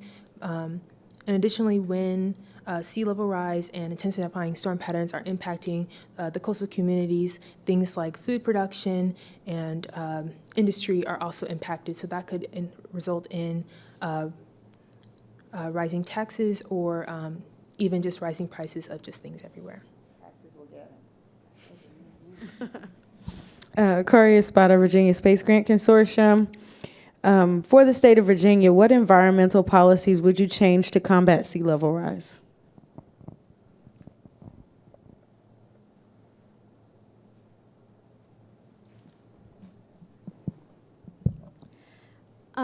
When you're looking at Virginia, there is a lot of coast when you're looking at a map of Virginia. We need to protect those communities, and to do that, we would need to strengthen any laws regarding carbon emissions coming from Virginia. And as this is a mission that would be coming from NASA and a governmental agency that is federal, we would want to focus on both the East and West Coast, which would also impact Virginia through secondary impacts.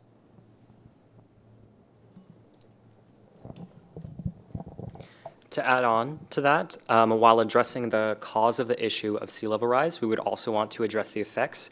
We would want to strengthen our coastal infrastructure by increasing vegetation along shorelines to create living shorelines so that sea level rise has less of an impact due to storm surges and flooding events. Additionally, just overall strengthening of infrastructure will protect our economy in total and protect us from sea level rise and tropical storm events. Rachel Stewart with Culpeper County Public Schools.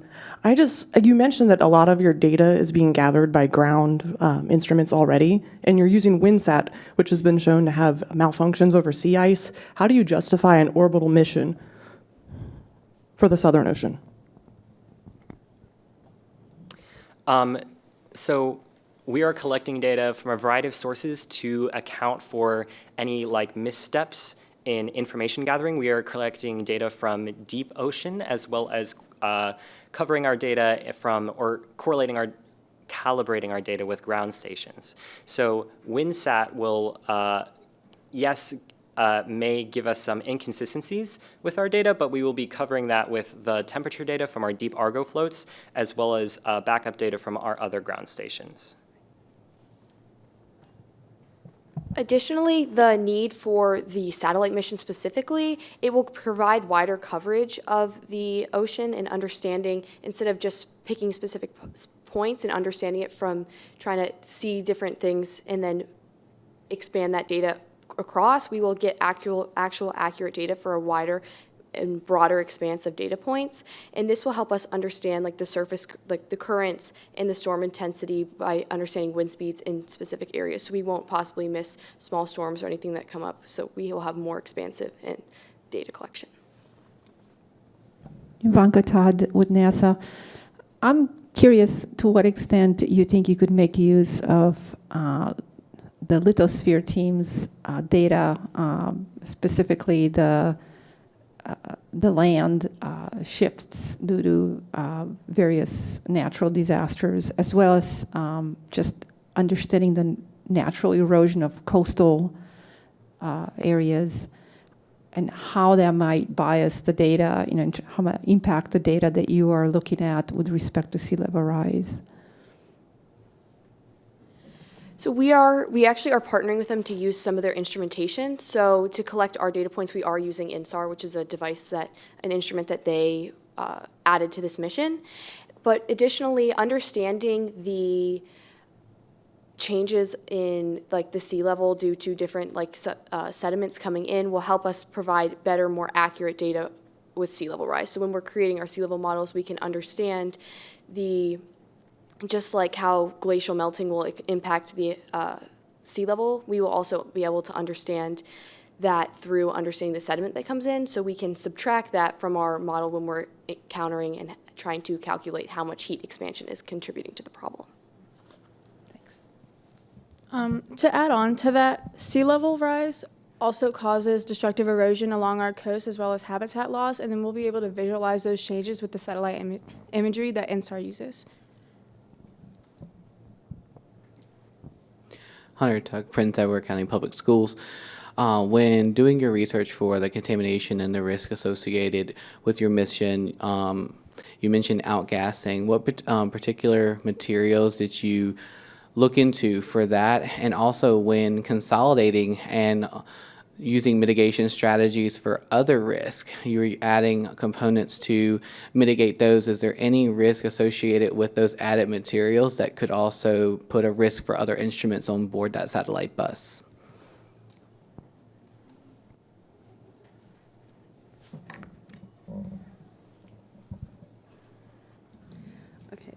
I did a little bit of research on the materials that can cause outgassing. Unfortunately, some of them I forgot, but I do know some of them that can prevent outgassing is titanium, certain types of steel, and I know that plastic does produce outgassing, which we don't want to use. I will have to look more into that because I did a little bit of research, but not enough. Wait, what was your second question again?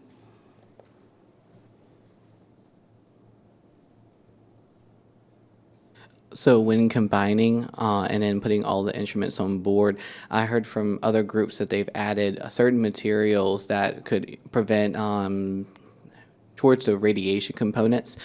Certain materials were added, and I was just wondering if there was any collaboration and just communication in regards to those materials that could possibly interfere with other instruments. Wow.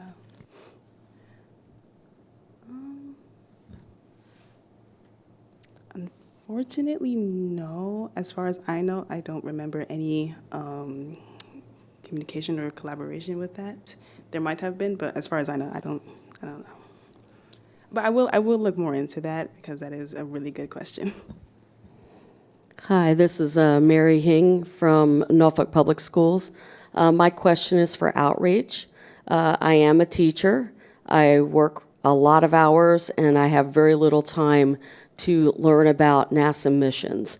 What are some ways that you can reach out to teachers that are really struggling to get new material into their classrooms? We do reach out to teachers via workshops and just general teacher meetings, and we also can reach out via email if that works best for teachers. Will you be providing grants for teachers to travel to conferences for free? That is something we can look into. That'd be awesome. If I remember correctly, we also have a fair amount of money left in reserve in general across the entire, across the 5 combined missions. So I'm sure we could maybe try to pull some money out for those grants. It's not a guarantee, but there's definitely something we can try. All right, thank you, Hydrosphere. That's all the time we have for questions today.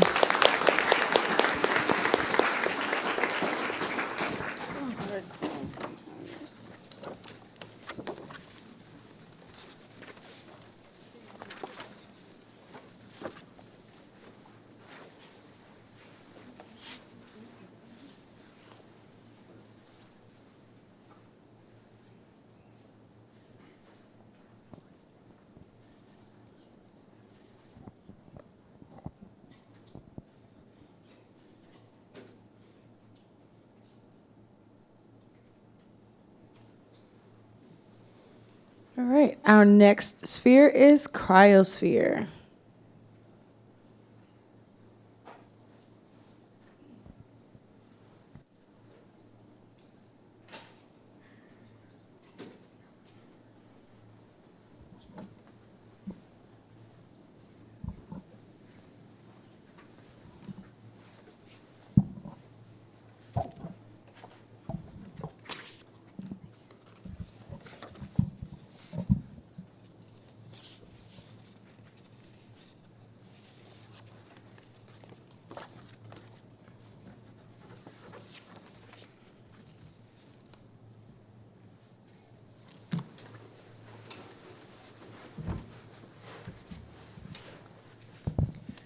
Hello, my name is Justin Hagan, and I am the project scientist.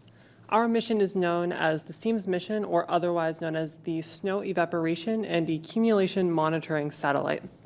Our mission aligns with NASA Strategic Goal 1.1, which states that NASA is interested in developing more accurate climate models in order to better understand the Earth system as a whole.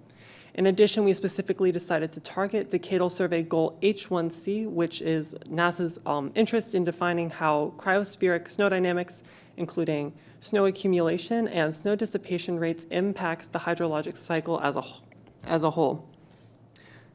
Additionally, we are aiming with the SEAS mission to study amplifying feedback loops that contribute to effects felt within polar regions, as well as the decreasing snow surface extent felt around the globe.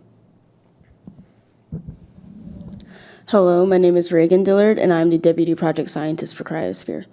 Our mission goals are to contribute to the understanding of snow's role in the hydrologic cycle, and by analyzing changes in snow surface area, changes in water vapor concentration, and monitoring changes in ocean surface salinity. My name is Ella Munson, and I am the research scientist for the SEAMS mission.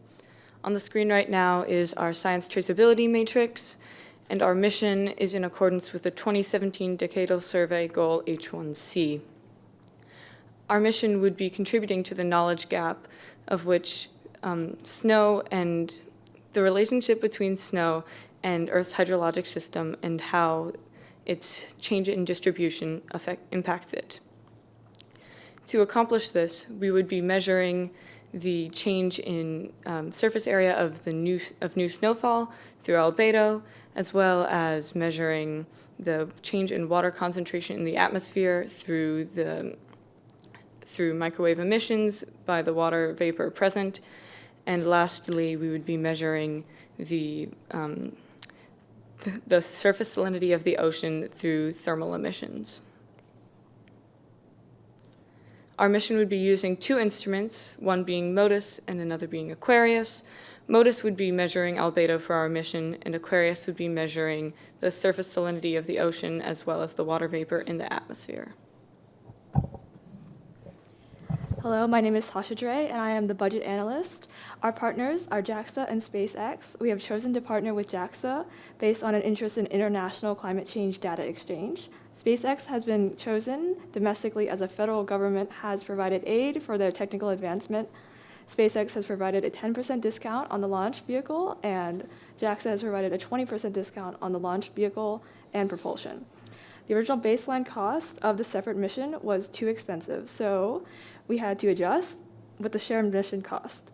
On this slide is a breakdown of our final mission costs. The biggest allotment of the budget is mission ops, $75 million, which includes wage payment of our personnel. The next highest cost at $41.1 million is for our instruments, as we are paying for Aquarius and Motors combined. We are within the $25 million budget. My name is Ethan Cortez, and I'm the Launch and Orbit Analyst. And the launch site that was chosen is the Wallops Flight Facility, and this was chosen because of its history of successfully launching our launch vehicle. And more about that is that it's the Antares rocket, and this was chosen because of its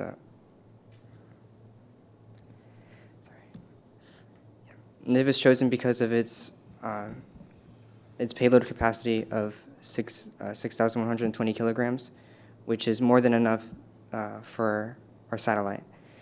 And said satellite will be placed in a sun-synchronous orbit because of it will be able to cover the entire globe and this coverage is repetitive on a periodic basis, so every orbital cycle. And the mission itself will last just over 3 years and is planned to launch March 23rd of 2030 at 3 p.m. and lasts at least until December 10th of 2033. And just like many other missions, if the instruments aboard still work and collect viable data, then it should continue.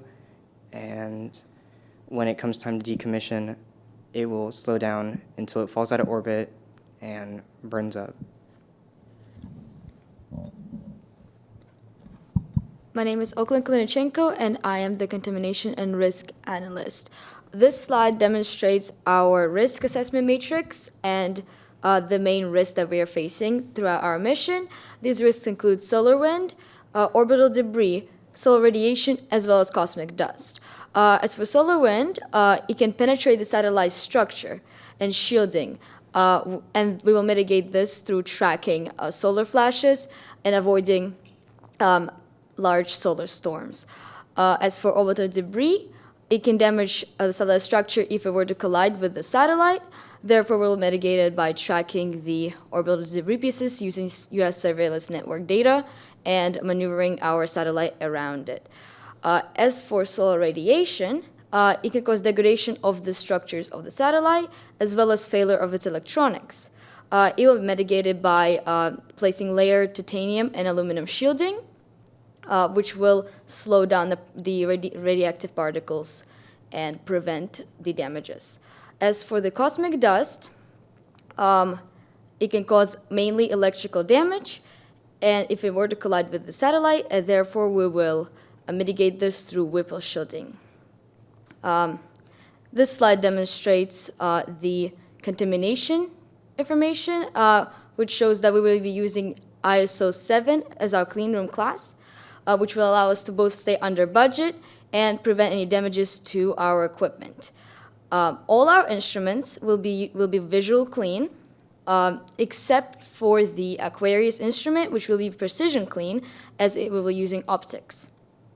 Our calculated particular total end-of-life value is 997.67, and our molecular total end-of-life value is level J.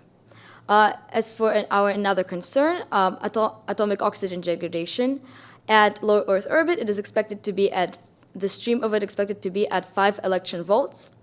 This cannot damage external structures, but it can damage internal structures. Therefore, we'll carry out testing to ensure that no damages occur and that our satellite is airtight. Thank you.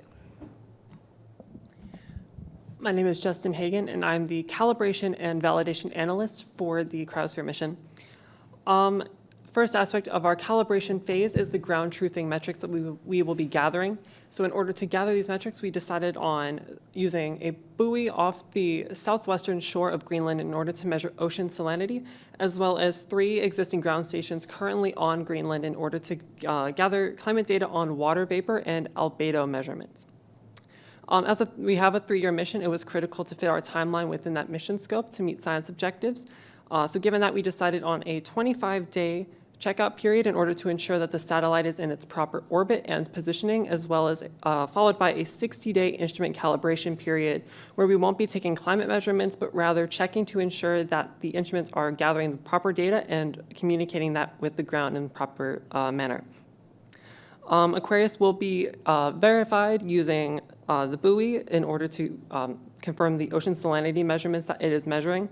It's also going to be compared against ground stations to compare the water vapor metrics that we are measuring. And MODIS is mainly going to be measured against the ground stations in order to confirm the albedo measurements that it is collecting are correct. I'm Tylisha Williams, and I'm an applied scientist. Increasing snowmelts increases in the water vapor, lowers albedo, and unbalanced salinity in the northern hemisphere. Worldwide negative impacts include increase in extreme weather, heat strokes, as well as low air quality, weakened infrastructures, and extinction in polar stations species. For example, for increases in extreme weather, we can see that warmer climates have led hurricanes nowadays 3 times more frequent and more severe than 100 years ago. As the graph shows above, we can see a rapid increase in years of economical loss globally due to the heightened reach of extreme weather. My name is Sanjana Chadev, and I'm the Mission Outreach Analyst.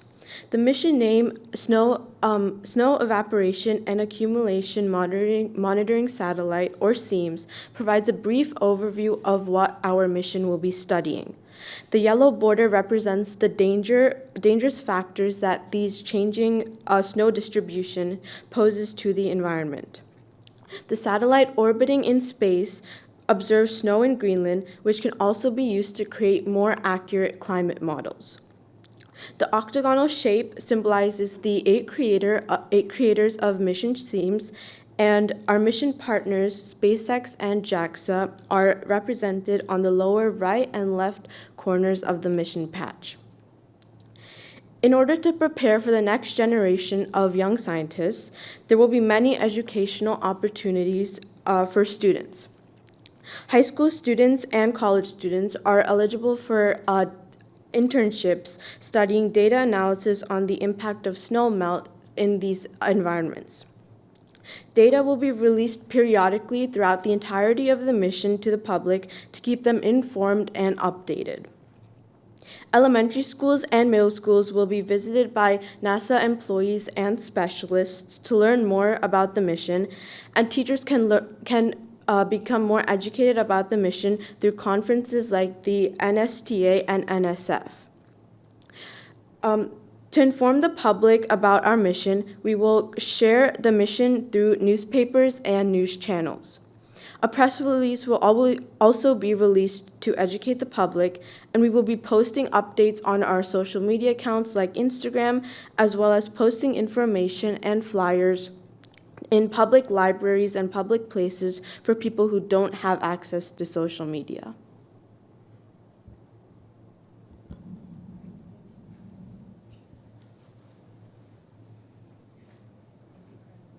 We'll now open the panel for questions.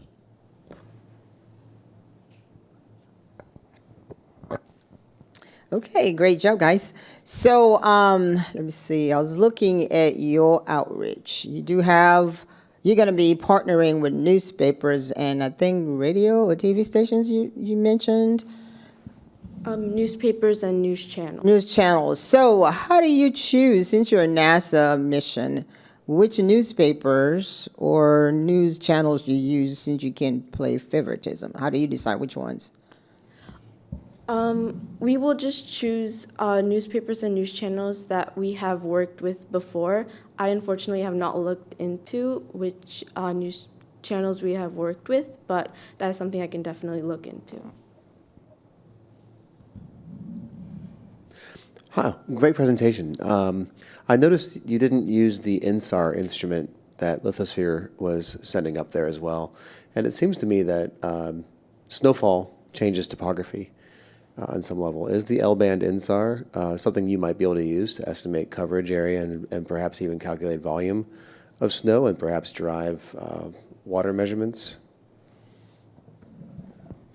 As the INSAR instrument measures topography, and specifically when it measures that area of land, it's taking more of a two-dimensional picture of the layers of the earth. And we are trying to measure the surface area of the snow. So knowing the quantity in terms of volume is unhelpful. And as we are trying to determine the albedo of the snow and not specifically the quantity of it, and more what is being reflected back into the atmosphere and into space, INSAR is not equipped to carry out the data that we are trying to collect. I'm Jessica Rivera with Norfolk Public Schools. I was wondering, so I saw that most of the other teams is working with the Antarctica data in the Southern Ocean area. Is there any reason why you guys had your ground truthing in Greenland? So we decided to station our ground truthing in Greenland because we are studying Greenland as our main mission proxy. The data that we are collecting from Greenland is meant to demonstrate more of like a smaller climate trend that we're going to try and analyze. And from that data we collect using Greenland as our study site, we will then be able to expand and identify larger global climate phenomena that are related to what we are understanding from the Greenland data. Hi, this is Dr. Mary Hing, Maury High School, Norfolk Public Schools. My question is for calibration and risk. One of the significant causes of risk is outgassing, but I didn't see you mention that. Could you go into a little bit of detail on that? We are going to be using preventive measures for outgassing. However, we focused here specifically on other risks. For outgassing, we will be using baking to prevent it, but we have not looked into it as much as we have looked into it to other risks. But thank you for your input, and we will look into that more as well. Thank you.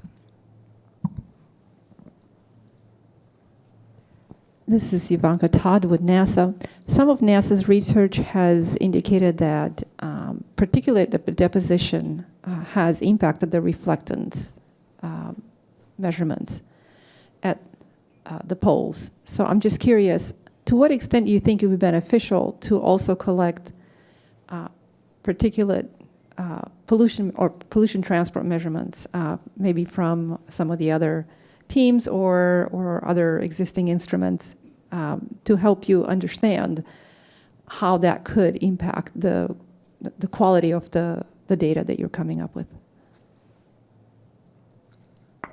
I do not believe at this time that we have performed enough research in order to identify specifically the relation between other teams' data and our albedo measurements. But thank you so much for your question. That is a great area for research. Question from online. What are the benefits of a sun-synchronous orbit, and why is it the best choice for your mission? So a sun-synchronous orbit allows for the coverage of the entire planet, so it's beneficial for, like we said, Greenland is our spot, but it's not only for us, it's for everybody, all the other teams and their instruments. So a sun-synchronous orbit allows for that, which is the main thing. I'm interested in perhaps investing in a ski resort that's for sale in Virginia. Might I be able to use your data that deals with like snowfall changes to help me make my me decide to make this purchase or not?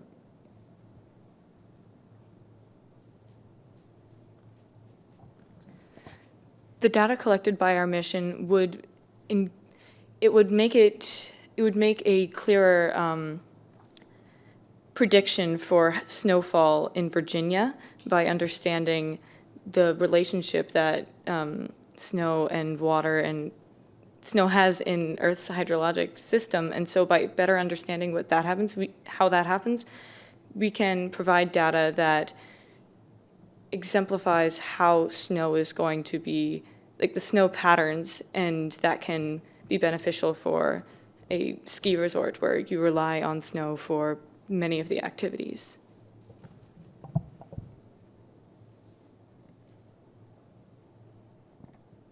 Dr. Mary Hing again. I have a friend who has a llama farm in the Midwest. Why should my friend care about your research and want to pay their tax dollars for it?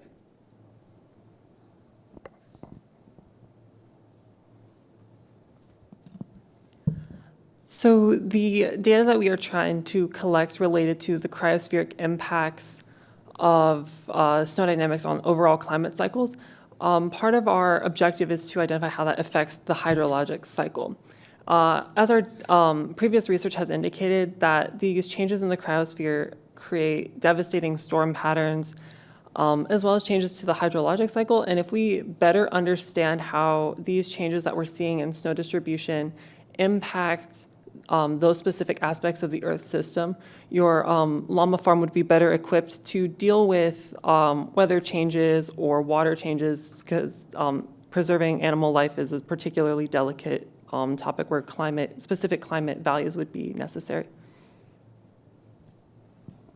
Ivanka Todd with NASA. What, if you could collect more data and use more sensors to help you get a better picture, maybe more global picture of this relationship, since really the Earth's climate is a global climate, and it try to get down too close to one area, it tends to, you may miss out the sort of the balance in the whole ecosystem and the global processes happening. And so if you could collect additional data or build a more comprehensive model or picture, I should say, of this mission, what would that be?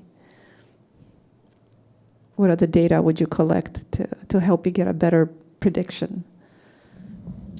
Like Justin said earlier, we are only using Greenland as sort of a sample size instead of a comprehensive picture of all snow area and snow accumulation. However, if we were able to expand our research, we would definitely look more into the poles because of, it would be more, what's the word? I should say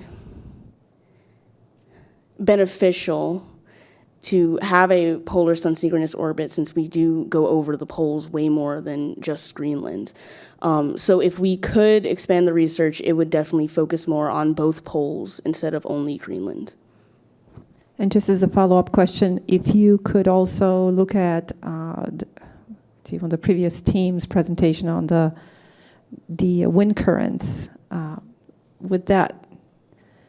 do you feel that will provide you additional information on prediction of storms and things like that?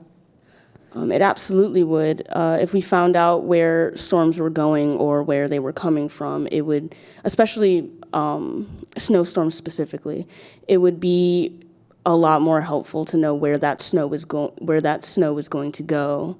But yes, knowing about wind patterns, specifically in polar regions, would be very helpful.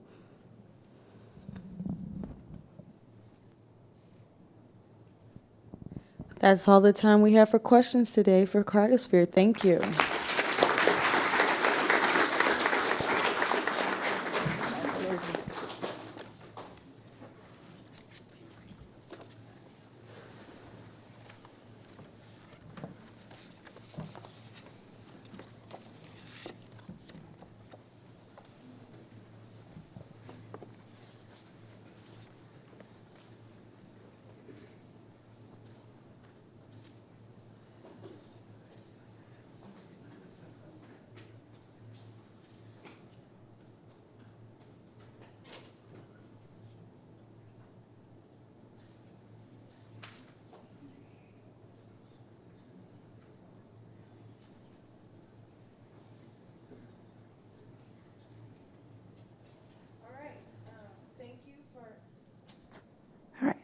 Hello. All right, there we go. That concludes our mission design panel review. Thank you, parents, for joining us, and thank you to any of our online mentors.